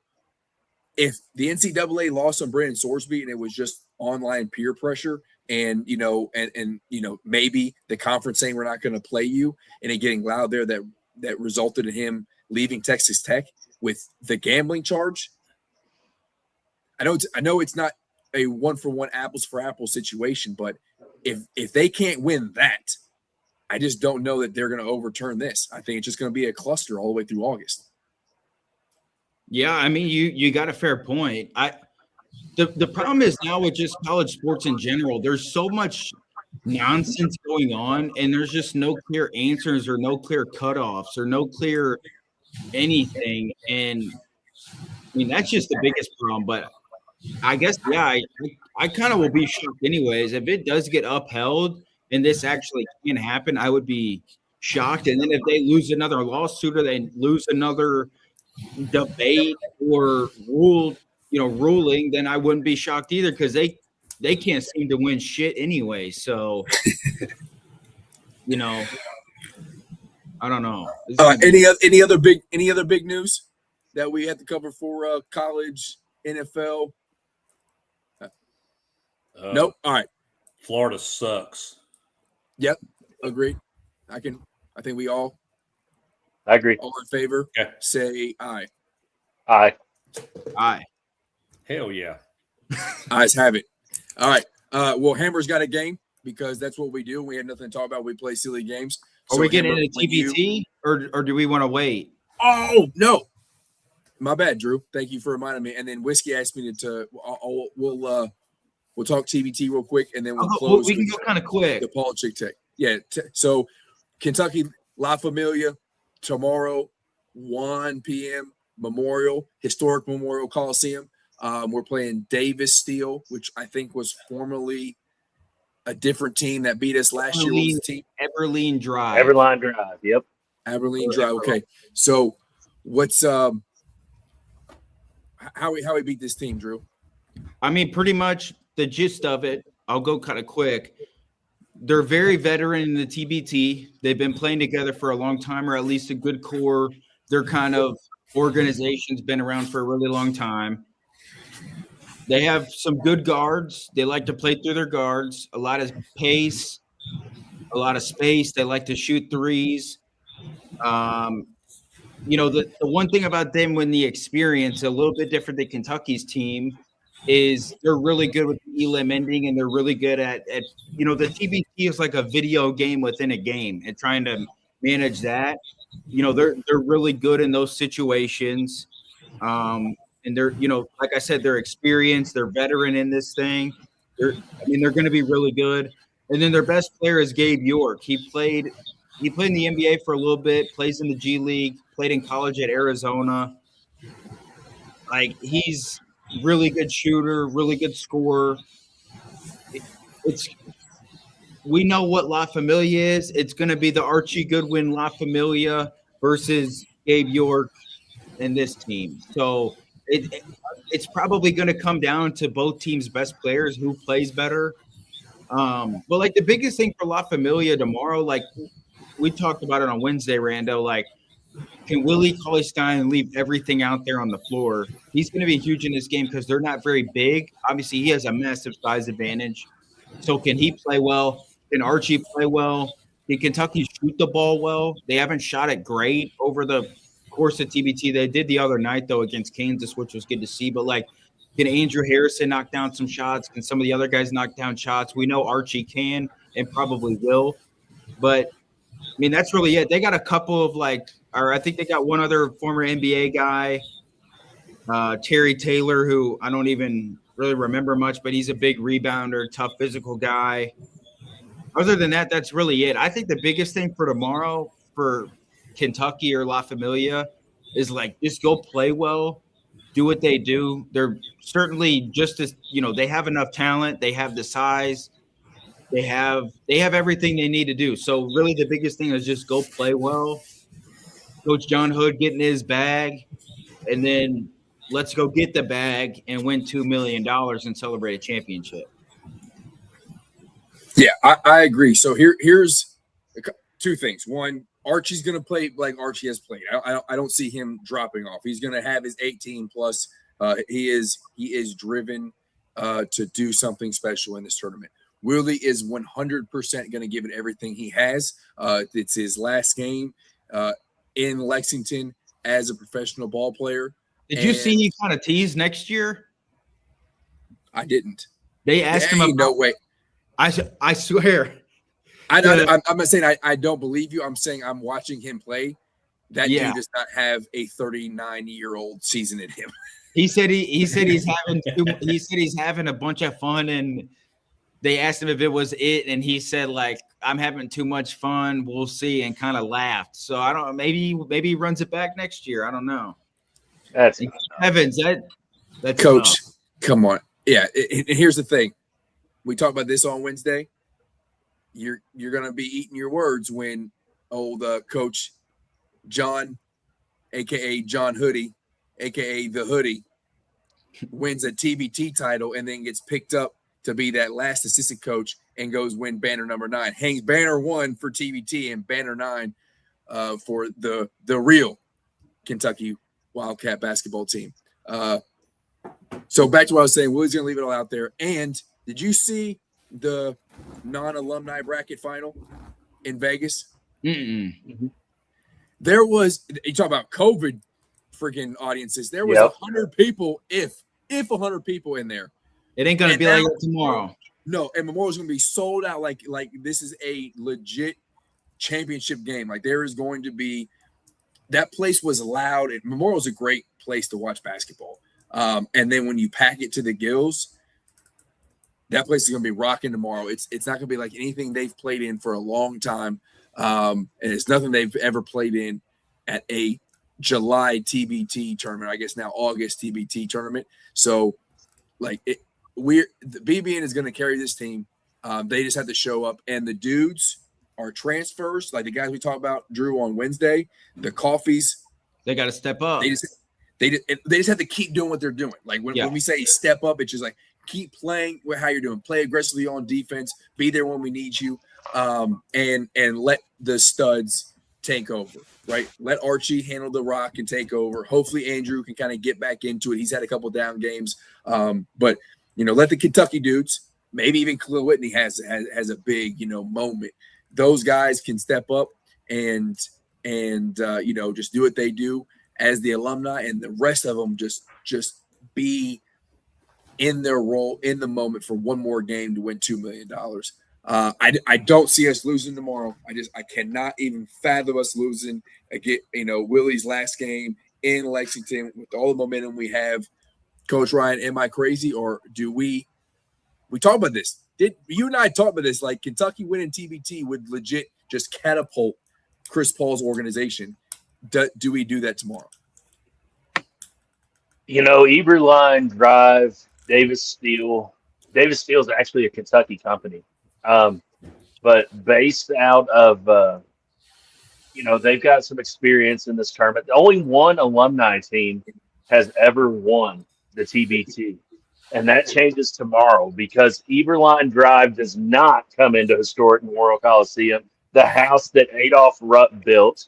And they're going to find out where the hood at. We're going to win it all, and we're going to hang the banner up in Memorial, La Familia, 2026 champions.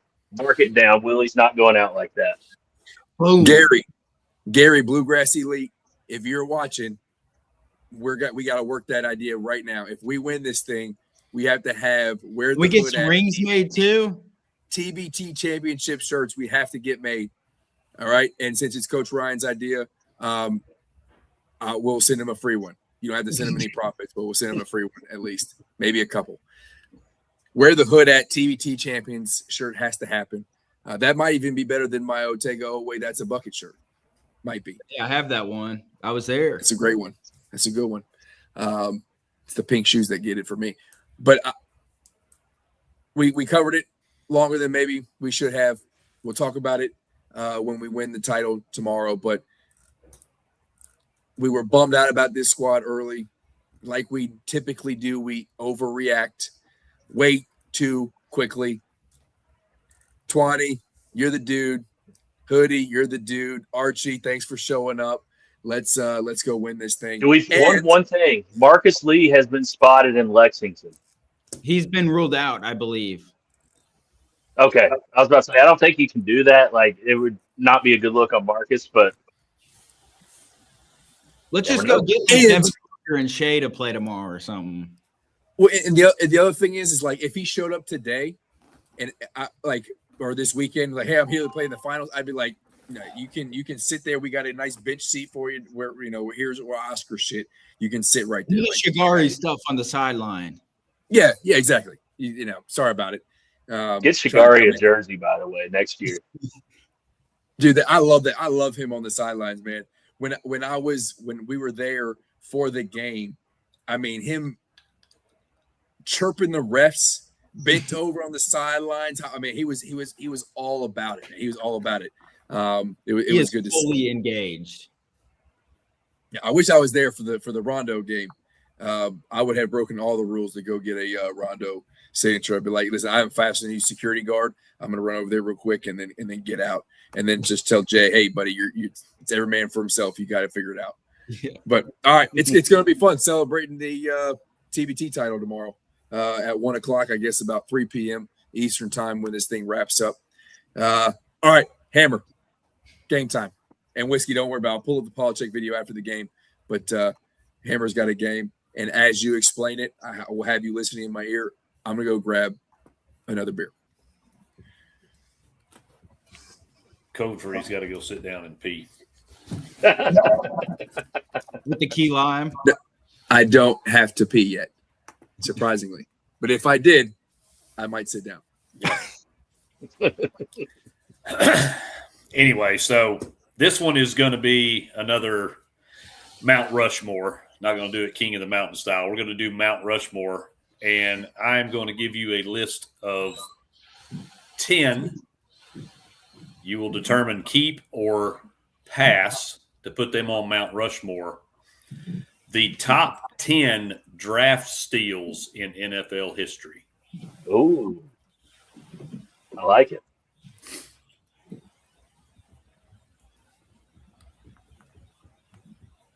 So I'll wait till Rando gets back on camera, then we'll get it. I think started. I know where one's going, so I've already got one pot like in my head. Like, yeah, there's a couple that probably anybody that's watched any kind of NFL football in the last however many years or keeps up with it may not have been alive, but there's a couple that people are going to immediately think of. But there's some pretty good ones, and some of them go back a little ways, and others are a little more recent.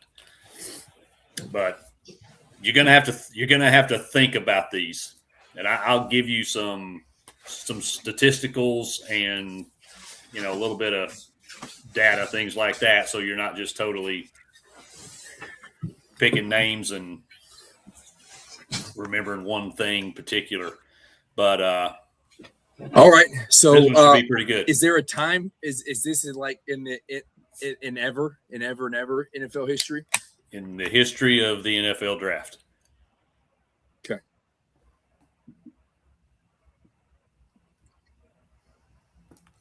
I'm ready. Hey, All right. no more key lime. That's not a key line.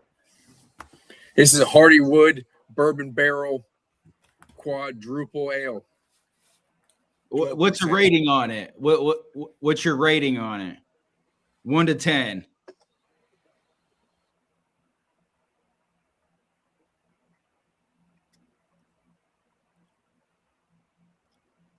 It's pretty damn. It's 8.9. It's good. Okay. Okay. It's not a Kentucky Barrel Ale, but it'll do. All right, what's the first one? How many are you giving us?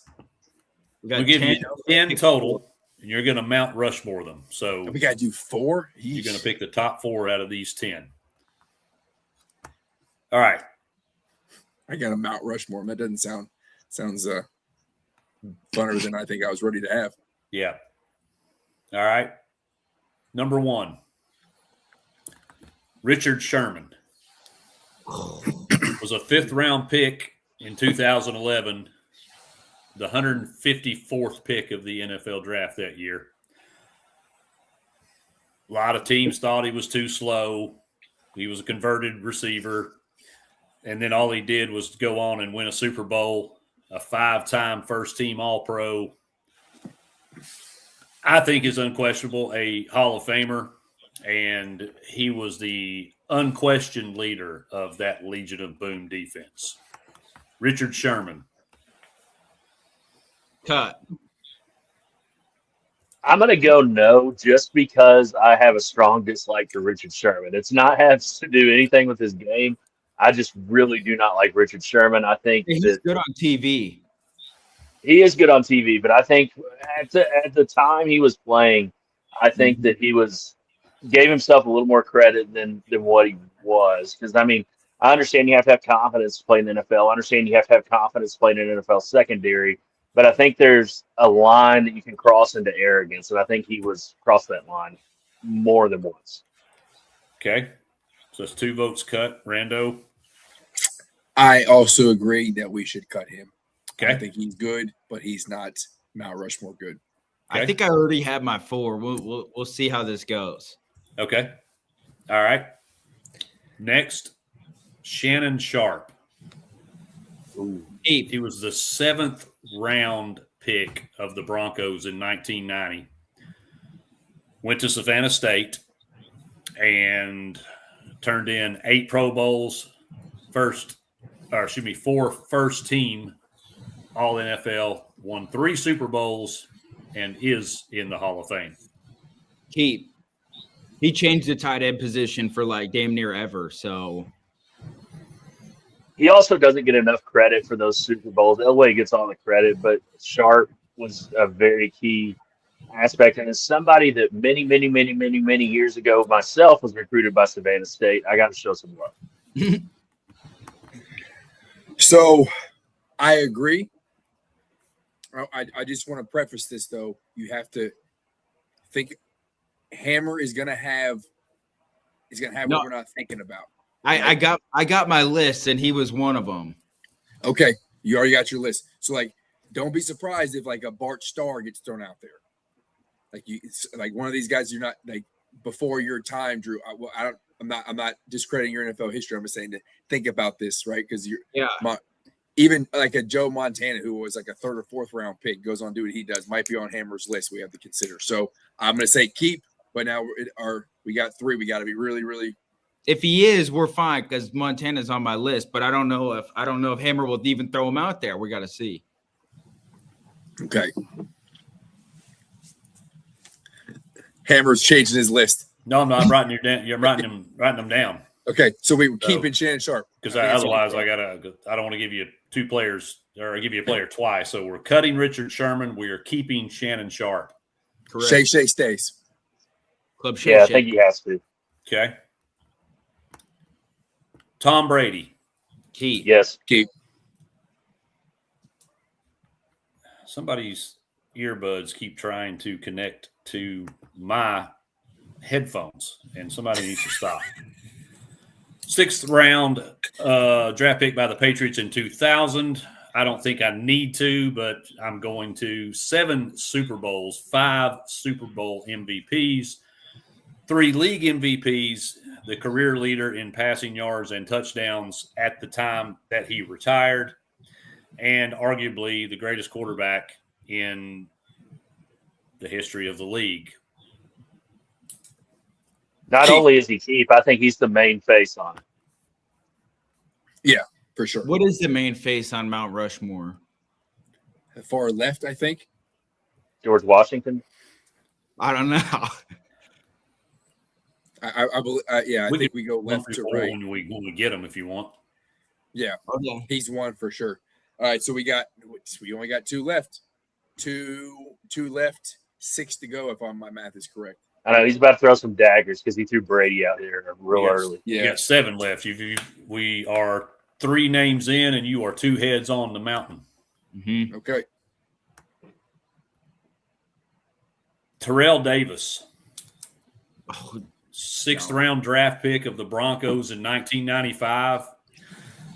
He slipped because he didn't play a lot in college. All he did was win 2 Super Bowls, a Super Bowl MVP, a league MVP, had a 2,000-yard season, and is in the Hall of Fame. And arguably, him in his best season would be in the argument for the greatest season a running back's ever had. Cut or keep? cut. I think we have to cut him. I think we have to cut him just because of who else is out there. Like He's like my number 5. Yeah, I would have him above Richard Sherman, but not making the mountain. Yeah, I agree. No love in Terrell Davis. We got one Bronco on there. Yeah. Bart Starr. Keep. He was the 17th round pick back in the day when they did that because there were fewer teams. He was picked 200, would probably be a 6th ish round pick now. In 1956, extremely late in the draft, 5 NFL championships, won the first 2 Super Bowls and the first 2 Super Bowl MVPs. Hall of Fame, one of the most legendary quarterbacks to ever play the game under Coach Lombardi. Is he on Mount Rushmore? As it's a different era of steals. football. I understand, but yes, you have to put him on there. I mentioned him earlier. I thought you were going to throw him out there. I say keep. Out of the sake of my list, I'm going to say cut, and I'm going to make Coach Ryan make the executive decision. See, the thing is, there was a Kentuckian on that team, did not play at Kentucky, but Paul Hornung, who was, I stole think, the Heisman probably, Trophy that year, yes. Yeah, that was better, probably more of a reason of their success, but you can't write the NFL history without Bart Starr. Let's keep it. Fair. We're down to So one. there's two names that I'm thinking of, and There's one left. there's one left. I think about Antonio Brown. Okay, that's who I was going to keep instead of this dude. I would never keep AB. I'm a Raiders fan. I absolutely cannot stand AB. But he I was get so that. damn good. But at where he went in the draft, and then again, you have someone like there's going to be a Joe Montana who got slept on, got pushed a little bit. Even he won't be on this list as I know Hammer feels, but like even an Aaron Rodgers who slips down and wins the Super Bowl and does a Hall of Famer, but yeah, there's going to be something like that we got to consider. But all right, who is next, Hammer? Antonio Gates, Ooh. who technically was not even drafted. Technically not a draft steal. He wasn't drafted. But if we're going to talk about guys that were slept on, overlooked, whatever, Antonio Gates. Because he tried to play basketball, right? Yeah. Yeah. I'm going to go cut, but that's a good one. Didn't even think about Gates. 8 Pro Bowls, 116 career touchdowns, and in the Hall of Fame. Never won a ring because now he's with the Chargers. Yeah. He played his whole career there, didn't he? Him and Phillip were dangerous together, though. Yeah. Yeah, and LT back in the day. Oh, yeah. Did I mention that he was undrafted? Yeah. Like nobody picked him? Which I think makes him ineligible from your list per the game rules. It's my list. He's on it. So, on our list, he is cut. Okay. I think you have to just because of what could be left out there. Gotcha. But he was a hell of a tight end. Oh, for sure. Okay. Next, we're going to go to the third round, the 82nd pick of the 1979 draft. Told you. San Francisco 49ers select Joe Montana. Montana. University of Notre Dame, Joe Montana. Big knock on him. Arm strength. They didn't think he could force the ball downfield. Then all Joe did was win 4 Super Bowls, 3 Super Bowl MVPs, 2 league MVPs in the Hall of Fame. And if it were not for Tom Brady, Joe Montana would inarguably be the greatest quarterback in NFL history. Cut or keep? Keep. I'm going to say cut. So let's make it interesting on random. Whoa. This is our last one. So here's the thing. The last spot was going to be between Antonio Brown. Me too. And Joe Montana.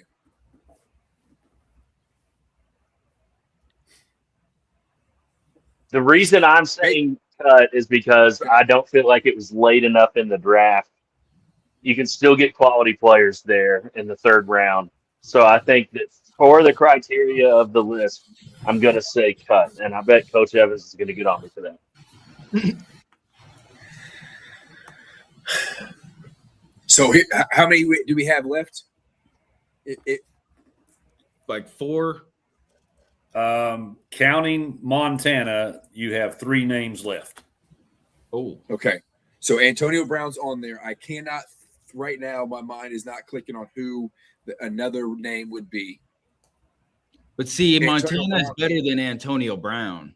That's that. Yeah, and he wasn't as late in the draft, but Antonio Brown, but pre off-field antics and on-field antics was going to be a Hall of Famer, even without winning a Super Bowl. He could win a Super Bowl, probably because of Tomlin with the Killer Bees, but he was electric as a receiver for multiple seasons, the number one wide receiver as a 6th-round pick, I believe. But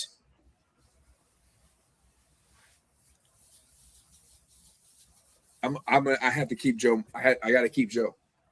I got to keep Joe because I just right now can't think of who that last name would be. And if I have to compare Joe and AB, I'm taking Joe. So he gets kept. Mount Rushmore is solidified with 3 quarterbacks. 3 quarterbacks and a tight end. I would not have guessed that at the beginning of the game. So we're keeping Montana. He's the 4th. He's the 4th one. I made the decision. Oh, Rando made the decision. Okay. Well, I was the last one. I'm not saying like it was threw it onto him. We threw it onto him. Mm-hmm. Yeah. All right. Had to make things interesting. Yeah. You have on your list of top 10 or Mount Rushmore of best draft steals out of 10. Tom Brady, Joe Montana, Shannon Sharp, and Bart Starr. Would you like to know the 3 names that you excluded from consideration? Yes. Didn't even get him in the conversation. I thought we only had 2 names. You said including. I said That's including what I Montana. Yeah, there's 3 names left. Including Montana. They had 4 including Montana. So 3 names left. Damn it. Go ahead. What are the 3? With the 10th pick of the 1964 NFL draft, the Dallas Cowboys select Roger Staubach. The 10th pick? 10th round. Oh, 10th. 129th pick in the 10th round. Hall of Fame, Super Bowl champion, one of the greatest quarterbacks in NFL history. Now we good. We got 2 already. Well, I would compare him to Starr. Staubach won how many? 2 or 3?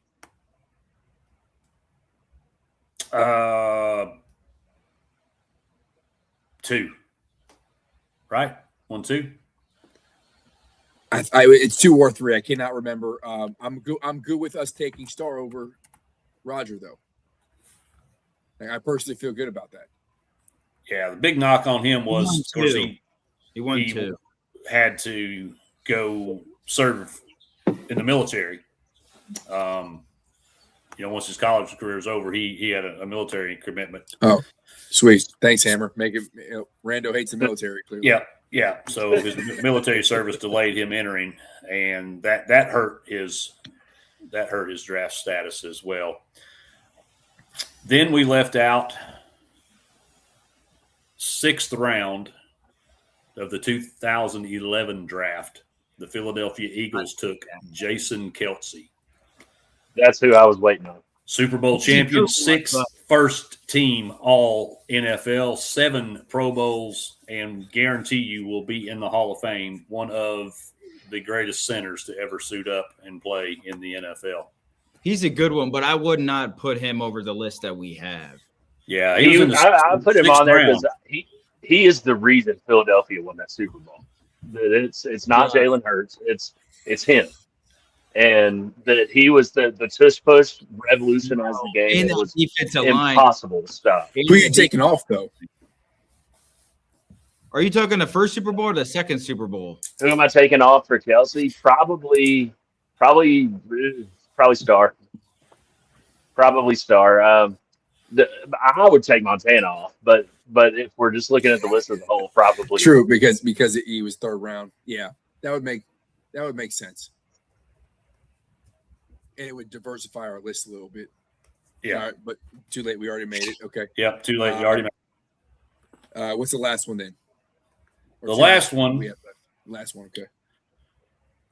Was a first-round draft pick. Hold on a second. You didn't have Antonio Brown on your list? What? You didn't have Antonio Brown on your list? No. Okay. Well, I'm glad we didn't wait then. You know who I had in consideration and didn't include? I narrowed it down to these 10. Zach Thomas, Max Crosby, Chris Dolman, Lance Briggs, Marcus Colston, Amon-Ra, Dak, Russell Wilson, Fred. Amon-Ra would have been a good one. Max Crosby's a highly underrated defensive player. We don't have any defensive guys on there. Yeah, Max Crosby was a fourth-round pick. Yep. But the one you didn't even let be in the conversation, first-round pick. So you think, oh, well, how is that a steal if he's a first round? That's because 15 teams in 1985 passed on the greatest football player in the history of the sport at the wide receiver position. He owns every major receiving record, 3 Super Bowls, an MVP at the receiver position, the Hall of Fame, and the gap between Jerry Rice and everybody else that's ever we played have the to position. think about these games when Hammer's playing them. We have to. I thought about that with Joe Montana. Did not think about that with Jerry Rice. It's hard to say the 16th pick was a steal, but when you consider his career, and do you think the 15 teams that chose ahead of the San Francisco 49ers that year kicking themselves, probably to this day, we could have had Jerry Rice. Well, yes. We do that about a lot of guys, though. But I agree. Yeah, I think that was going to be my counterpoint of no, they're not to the extent of Jerry Rice of the greatest wide receiver of all time. But every draft, there's one of those we could have had this dude in the first round and we didn't take him. Yeah. But I think for when you consider production versus where they were picked, crazy. Jerry Rice would have been, I think, a bigger consideration for my greatest NFL players of all time. Yes, I totally understand. Yeah, but not for draft steals. Yeah, and he was since we did Montana, I was going to come right back with Rice as the next one, and we could have had that conversation about yes, but if it had been a third round pick, probably you would consider it more than the fact he was a first rounder. But of those 4, Brady, Montana, Sharp, and Starr, how would you rank them? In your Brady 1, Montana 2 for me, Sharp, Starr. I think literally in the list you read it. Okay. I would have Montana last just because of what the list is. Yeah, and he didn't want him on the list anyway, so that makes sense. But I do think for the purpose of the game, Coach, I do think if I'd have had if I'd have seen the full list, purpose of the game, steals, Kelsey would have been on there over Montana, just like you said, not based off accomplishments because Montana is what it is, but just based off of a third round pick compared to what Kelsey was as arguably the greatest center of all time, going where he went. I think it's a valid argument. My thing was in the 6th round, you never expect to get a center of all people that are going to win you a Super Bowl. And they did. Yeah. Hammer, what would your list have been? My list was this is different because you don't have to do the keeper cut, but if I were going to rank them strictly based on where they were drafted in relationship to what they did, then mine was going to be Brady, obviously number 1. I mean, it'll be difficult for anybody to reproduce what he did, no matter where they get drafted. But I guarantee you, a 6th rounder is never going to do that again. I had Terrell Davis at number 2 because, again, a 6th round pick in the back end of the 6th round, and you get a 2-time Super Bowl champ, Super Bowl MVP, a league MVP. That's another just massive accomplishment. Shannon Sharp, I think, again, 7th round pick. Come on, man. And then I actually had Bart Starr because he set the tone for the NFL, won the first 2 Super Bowls and the first 2 Super Bowl MVPs as a 17th round pick.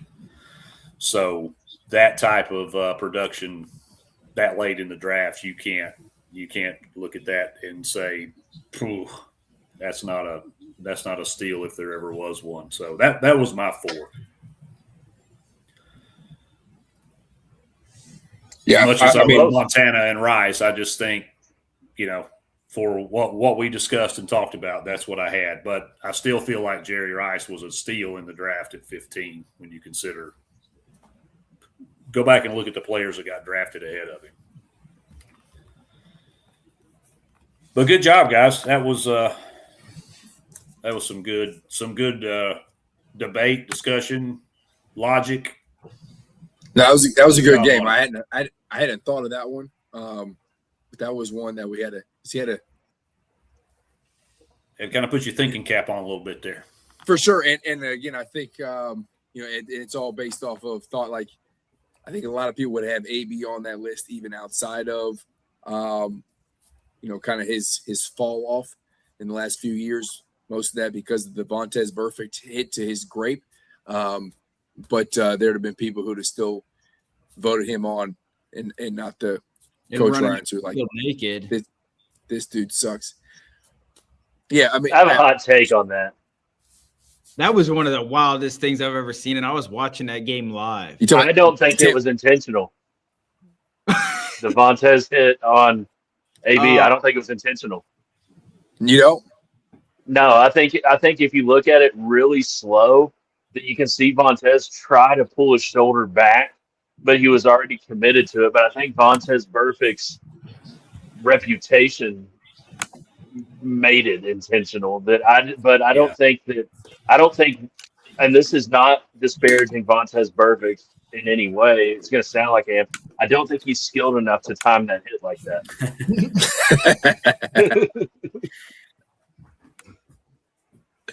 So I don't think it's intentional. So I'm going to pull this up and play it because I promised Whiskey we would as we kind of close out this show. Let me Yeah, I saw this pop up earlier and I didn't even watch it yet, so that you're going to get my raw reaction now. Yeah, same here. I didn't know this had happened. So this is my first reaction. I think as well. Oh, that's the wrong share button. So it looks like it's positive when it comes to,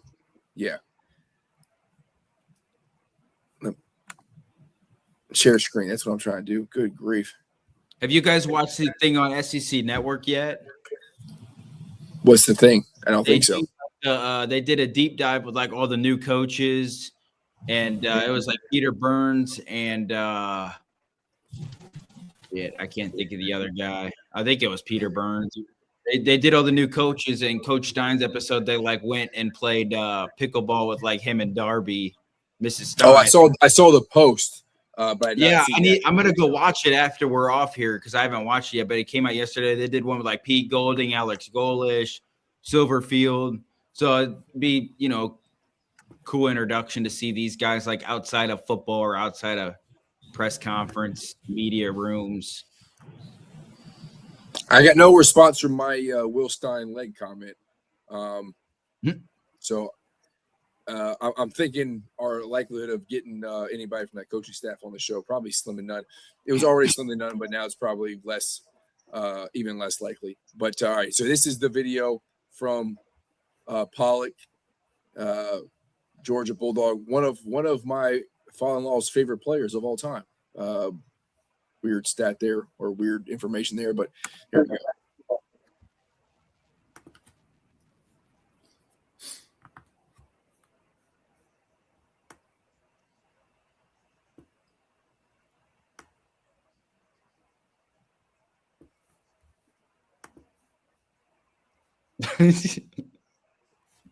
Technology, man.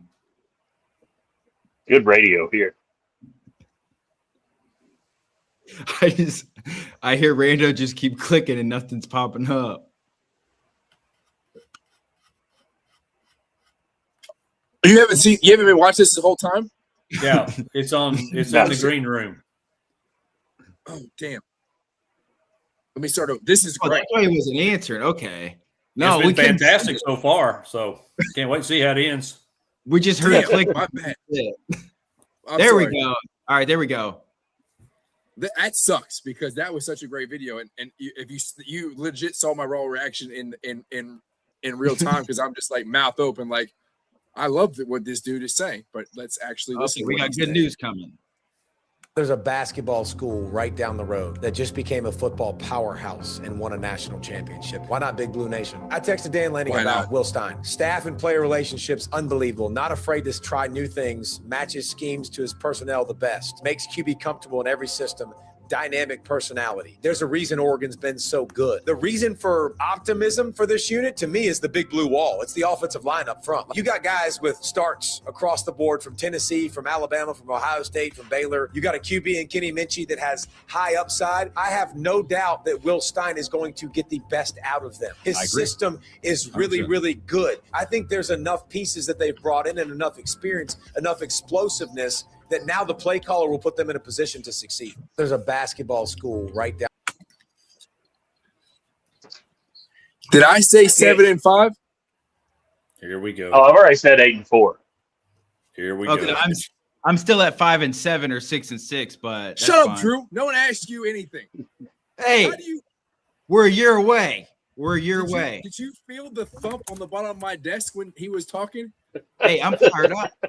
But I was looking for the nearest brick wall, but I couldn't find one. No, there's no pause, Drew. That's what I meant. Full on midnight. Full on midnight when I'm listening to this dude talk. Hammer.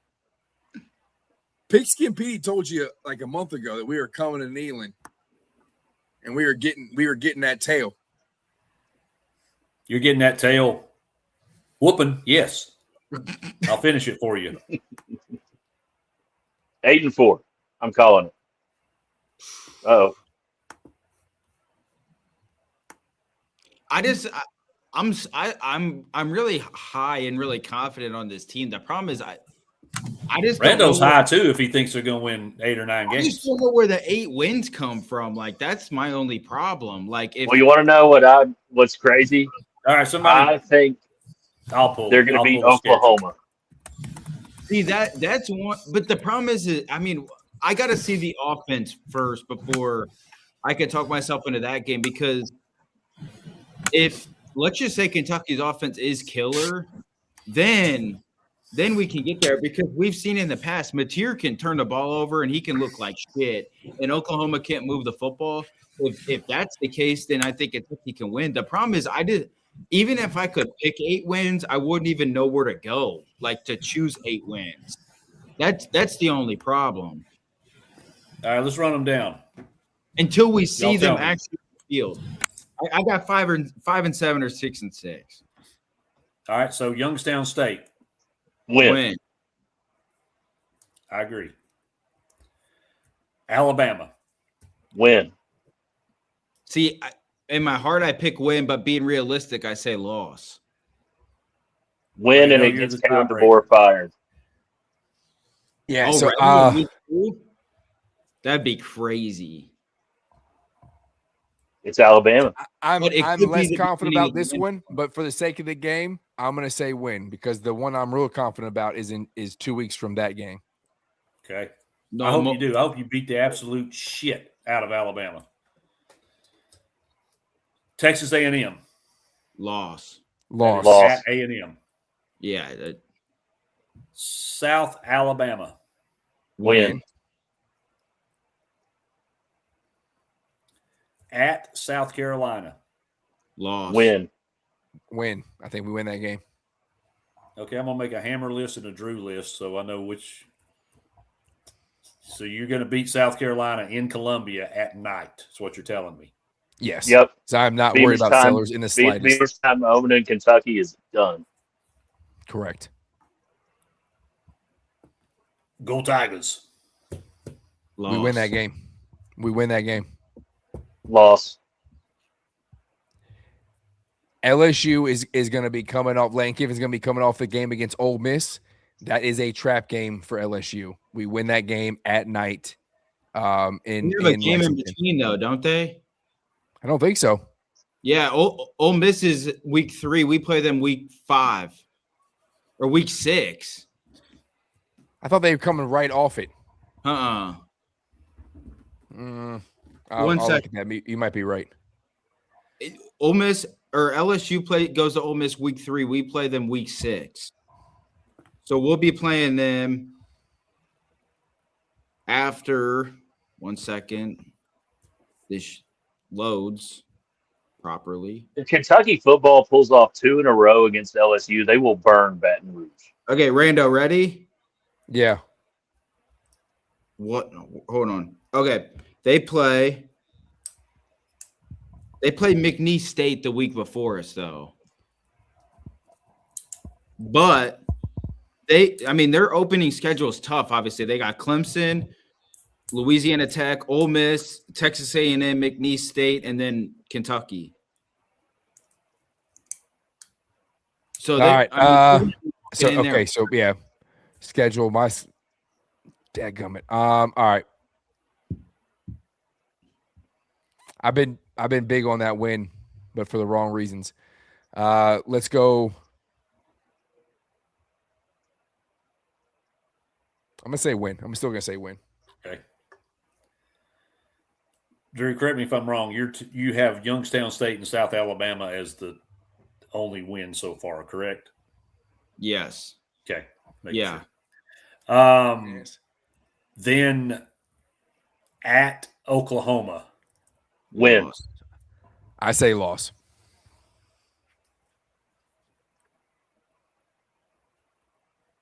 And then let me get a comment when we're done so people don't think I'm like being really negative. Oh, yeah. Nope. No. You get nothing. Nope. Yep. This is who All right, you are, negative Drew. Nancy. Yep, this is who I you knew are, that Drew. was- Drew, I'll give you all the time you want on Thursday to speak your piece. Peabody. Win. Win. I hope so. It's about time to stop losing to those dudes too, Yeah. because that shit's embarrassing. Nobody should ever lose to Peabody. Yep. Let's see. November 7th.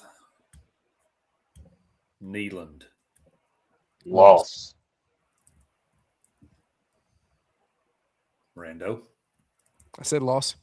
You did? Okay. I thought that I was thought he was sensible. going to do it. I thought he was going to do it. I can't. I'm Thought about sticking it, true and then to. I was like, I can't stop being realistic now. Yeah, I'm sticking true to what I said, and you can go back look shows 2 months ago. I'm trying to be more realistic, and I cannot. I can pick wins against Tennessee in basketball. I cannot do it again in football until it actually happens. It has not happened. Even with our new ball coach, it'll take some time.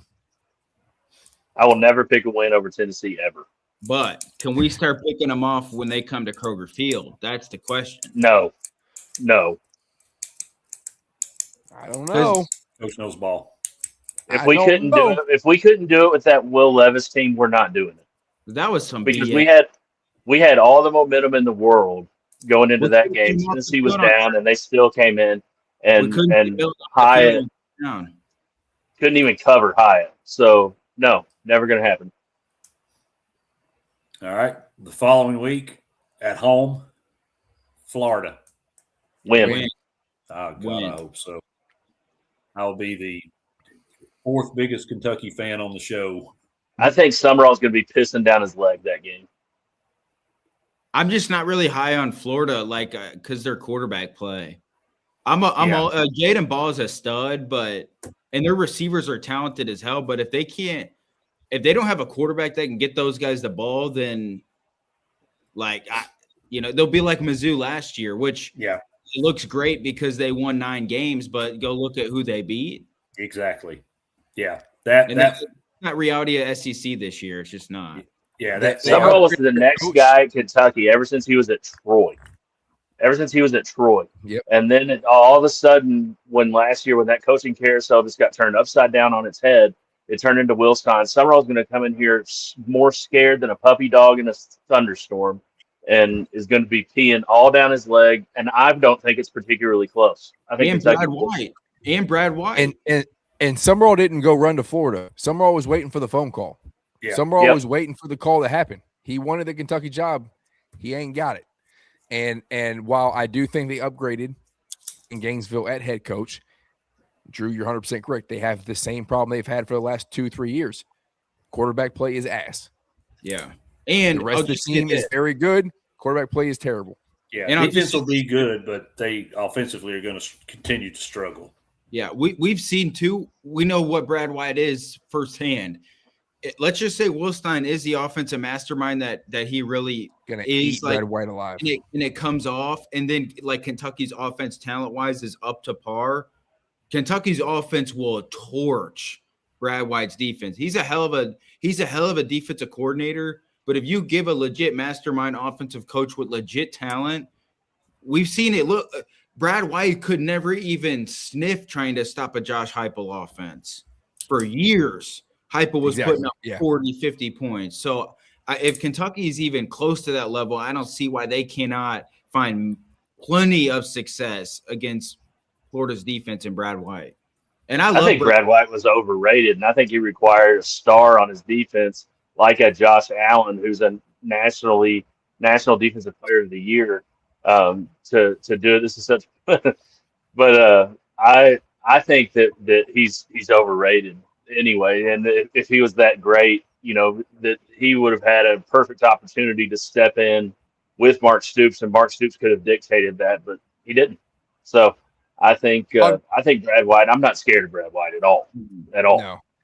I don't. I like Brad White, but I would agree with you.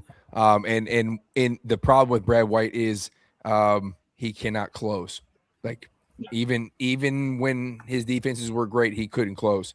You know what else he can't do? I already put that one up, Hammer. Oh, I'm sorry. I'm over here facilitating. I didn't see it. What's up, TBS?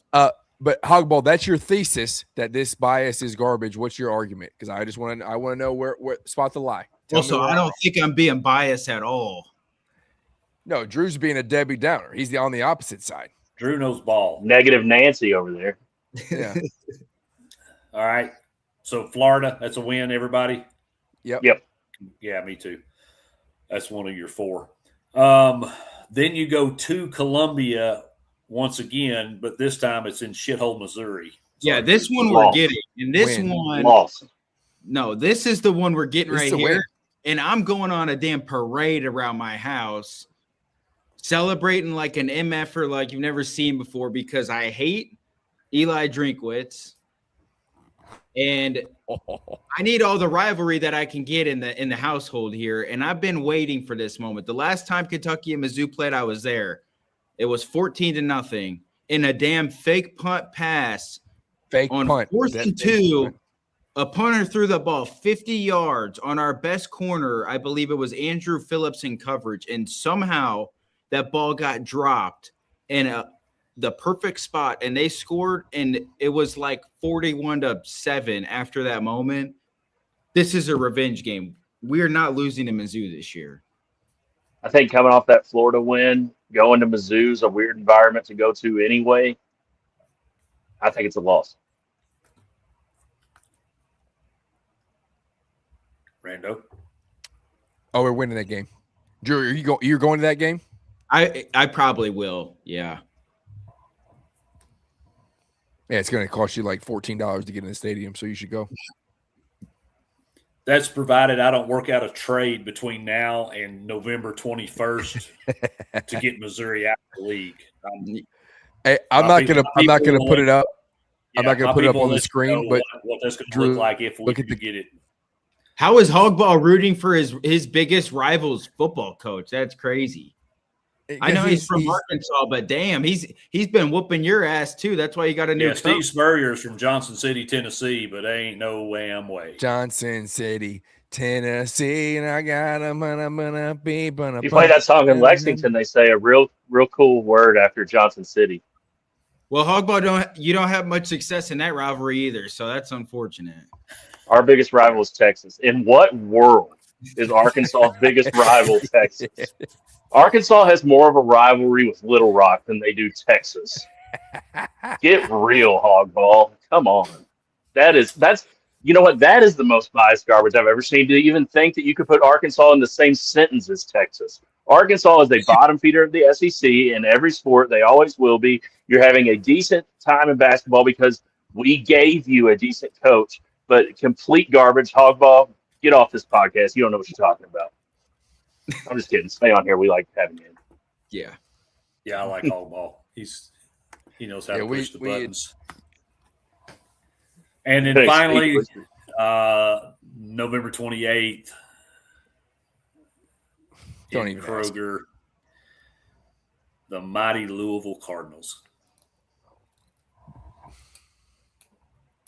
I'm going with a loss. Shut up, Drew. Get the.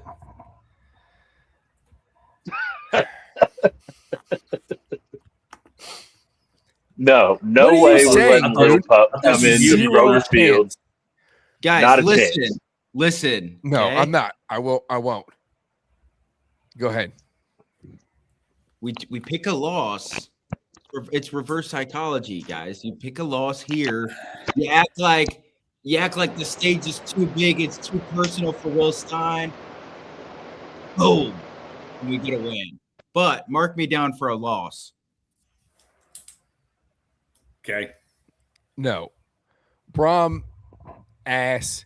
Vince, ass. Stein and Co. on the up and up. We are 100% winning that.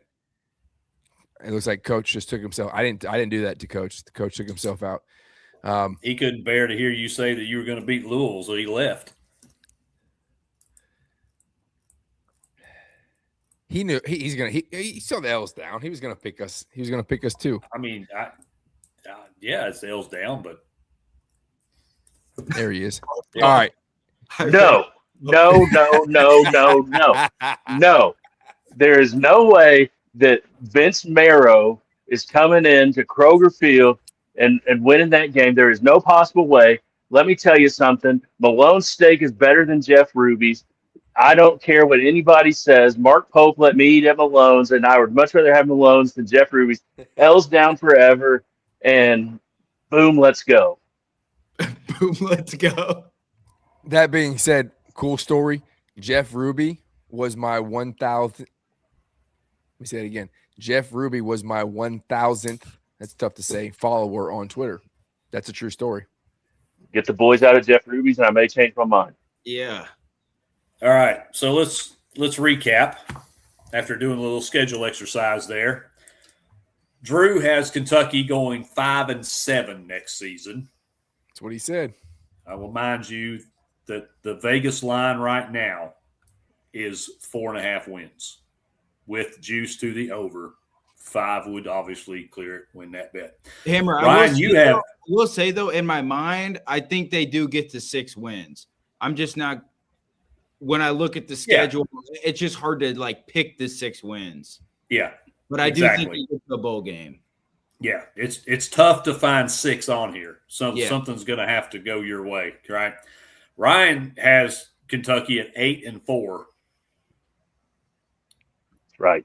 If you go back about somewhere in the 4 to 6 week range, you will have heard old Hammer here say, by the time we get to September, Brando didn't keep track of wins. Rando will have this team at 10-2. Nope. I didn't. 7-5. I That's didn't the ceiling. 10-2. 7-5. I did not get close to 10-2. Rando, you have them at 9-3 after this exercise. No way. You have wins No over way. Youngstown, Bama, South Alabama, USC Junior, Peabody, Florida, the Tigers, the other Tigers, and Louisville. That's 9, homie. And he's going to talk himself to be- into Tennessee here in a second. No, I won't. He's do going to that. talk himself into A&M. He is going to see To be Minshew fair- throw one ball like a 40-yard, just drop a rainbow bucket right into somebody, and he's going to say, that's it. They're beating Tennessee. They're going to go to A. I mean, he'll have them at 11-1 and in the playoff. Dude, So, you're to be one fair- win away from 10, and it's August the 1st. To be fair, You're not wrong. Also, to be fair, I didn't want to pick Alabama, but I did because I'm going to be there. I think Coach Ryan's going to be there. So might as well pick a win. And I hope you do. And I was significantly misguided by my own research about the LSU game. So I have to look back at that again. I still contest the 7-5 is a lock. Lock. But you got me thinking. Thinking. So of these 9, which 2 will you take off to guarantee Kentucky is a 7-5 football team at the end of the season? I'm assuming a conference game. Yes. So it would have to be LSU, Mizzou, Florida, Peabody, USC Junior, or Bama. So to me, I really think we get one of those LSU or Bama games at home. I think that's like the Will Stein. It's not just a pipe dream. It's not just a SC Media Day, put my balls out there type thing. I think he actually shows up. And now that you got me thinking about it, it is Bama more than it is LSU because of Bama's situation. So I'm going to say we win Bama, we lose to LSU, and then we probably have a letdown game like Coach Ryan was saying. I'm not sure which one. I'll have to go back and look at it, but probably have a letdown game on the road somewhere throughout the season. At Mizzou. Yeah, that would give you the option of Missouri, Tennessee. I think it's not South Carolina. And Texas I'm guaranteeing right now it's not South Carolina. We're beating South Carolina. Mizzou is our best shot to win a road game this year over South Carolina. I think South Carolina. I disagree. I think South Carolina is going to be a lot better this year. And you want to know why Mizzou is going to be hard to win? It has nothing to do with like how good drink is, any of that. It's completely an environment thing. Yep. So like it's going to be a snooze. It's going to be cold and a snooze fest in that stadium. Kentucky will be just as cold as Missouri will be at that time of the year. But they're used to coming from loud stadiums. Missouri is not a serious SEC stadium. It is going to be quiet as a library in there. And it's kind of lit. But I know what you're saying. I get what you're saying. I don't know because Mizzou, here's what I was going to say after when I said, let me say something afterwards. I'll say this first off. I'm so high on Will Stein in the direction of Kentucky football program. That I don't question at all. The problem is there's a lot of question marks on this team to begin with, right? Kenny Minchie, the running back health situation. There's no legitimate superstar wide receiver. There's a ton of talent. I love our receiver room, but none of them are proven. We're going to, we can rely on him like crazy. DJ? That's what I'm saying though. But I love DJ Miller. He's from St. Louis. I'm a huge fan of him, but he only showed flashes in 3 games last year. He's yet to be proven. Yeah. You're right. His OC was his OC and his quarterback was his quarterback.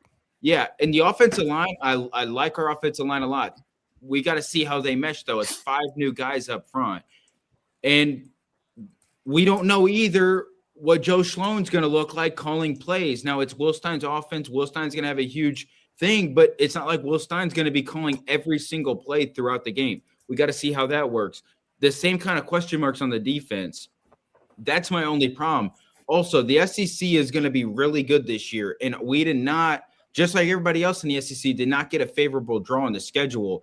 I just can't pick wins like crazy in the preseason if I'm just being realistic and honest. It's just hard to do. If I put on the optimistic cap, sure, I could get us to 7 or 8 wins. I try to be realistic half the time, but that's the only thing. I don't want it to sound like I hate Will Stein and hate this team, and I'm not excited for football season at all. I think this team could probably realistically win somewhere between 5 to 8 wins. It just for all we know, Kenny Minchie is going to be a superstar quarterback, one of the best in the SEC, and then Kentucky looks a whole lot different. It's just we're not there yet, and maybe in a month or so when we get closer and we start to hear or see real practice clips and the real talking season comes out, like right before the season, and we get to see a game or two, then I could change it. But there's just so many question marks that I try to be realistic and honest with this situation of what's going on. Yeah, You're right, though, Hogball. Mizzou does have one of the loudest stadiums. It's in Kansas City, and the Chiefs play there. Yeah. And I hear Kaufman gets rocking in not much now. The late summer. In March. So, Drew, you're not wrong. I would just say, like, when it comes to, there's a lot of hype around these new SEC coaches, and outside of Kentucky, there's not a lot of hype for the Dodgers. Just got Tariq Skubal. I knew that was coming. How in the world? I'm not even. Let's go. Easy, no salary cap. Yeah, that's why I wouldn't bet him to win the AL Cy Young, because I knew he wasn't going to be in the American League by the end of the season. That's effing crazy. Okay, keep going, Randy. I couldn't pick Skubal out of I have no idea who that human is, but Skubal, he's one of the best Dodgers. American League Cy Young winner. You don't know who that is? He's a baseball player. Yeah, you probably be sitting down too, don't you? I told you that already. I don't know why it's surprising to you. It's comfortable, and in the mornings when I can't see, in the nighttime, I don't have to explain myself anymore. Do you drink Alani's? On occasion. The cotton candy ones are fucking delicious. Yeah, is that the pink can? Yeah. Okay. And they also have a grape cotton candy one too. You can go ahead. Delicious. What are your thoughts on Celsius? Well, they're owned by the same company. Okay, Rado, let's get back on topic. Yeah. Don't tell me what to do on my own show, Hogball. Anyways. I got you at 4 wins, Hogball, just like Kentucky. Shut up. 4? Hammer. Don't even. Look. No, you're probably going to get – this team can win 5. Can win 5. There's 5 winnable games on the schedule if shit goes your way. But when in the last ever has stuff gone your way? It's been a couple years. Yeah. Not saying that Stein's not a good coach. I'm not saying Minchie's not a good quarterback. I'm not saying you don't have a good team. It's just this schedule is brutal. First-year head coach, first-year starting quarterback, new system on both sides of the ball. And Hammer, what if that is true? Like, what if Minchie is just bad? What if Will possible? What if Will Stein? I know we're all saying he almost beat out CJ Carr. There's a reason he didn't, though. The reason he's at Kentucky and not at Notre Dame. What if Will Stein can't figure out? Vic Evans told you that reason. No, it wasn't Evans. It was Pigskin that told you that reason, and Evans backed it up. Grandpa. Yeah, CJ's Carr's grandpa was the thing. I don't know. Who knows if it's true? I believe Pigskin, though. Here's the thing. I don't believe Minchie's not going to be ass. Is he going to be Heisman level?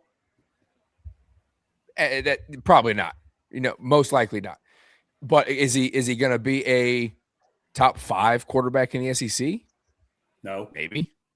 Behind the best offensive line in the SEC. I mean, I'd give it 10%. He's a dual threat guy. And on top of that, so yeah, first year head coach. My point previously was he's not getting the love because he's a first time head coach. But there's a lot of other first year SEC head coaches going on right now, and I wish we played some more. But I think if you look at the totality of the situation and what Will Stein has created and what he came into compared to what the other guys came into, he received and has built a better situation. And I think he's a better coach than some of these guys. And I'm not necessarily concerned about his first time head coaching status. It will come to bite us at times. And that's probably why we, don't get 7-5 and we are a 6-6 squad or something like that. But I just, if there's somebody, right, if the Kirk Cignetti model can be rebuilt, which I don't think it can be, but if it can be, the dude is Will Stein. Yeah. I mean, the only problem is though Cignetti brought shit ton of players from James Madison. Stein didn't do that. But think about that. He brought a shit ton of players from James Madison. Yes, they knew his system. Stein has brought a shit ton of players from Power Four conferences. Big time schools. Big time schools. Yeah, there's no doubt you've got talent on the offensive line, but are you going to have cohesion on the offensive line? That's the how problem. deep? If two starters go down, how deep are you at offensive linemen? Because I know offensive linemen never get hurt, right? So we shouldn't have to worry about it. No, we are deep. Well, what do you got behind those 5 guys? I think they're about 6 or 7 deep this year.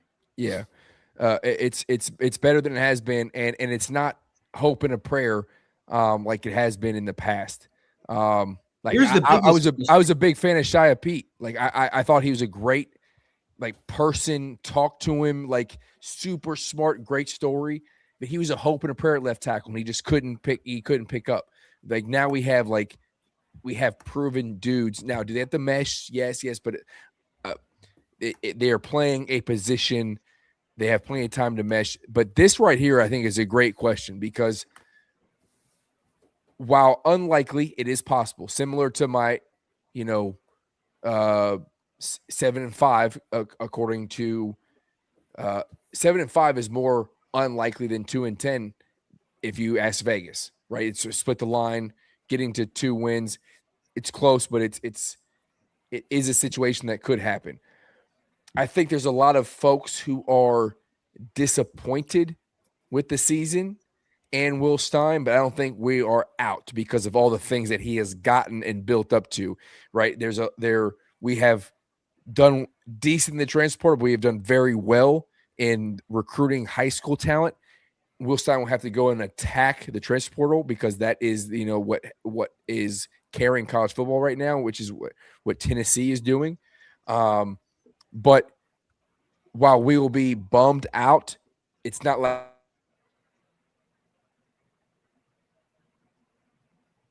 that's the best he sounded all night. I'll say this while he's muted.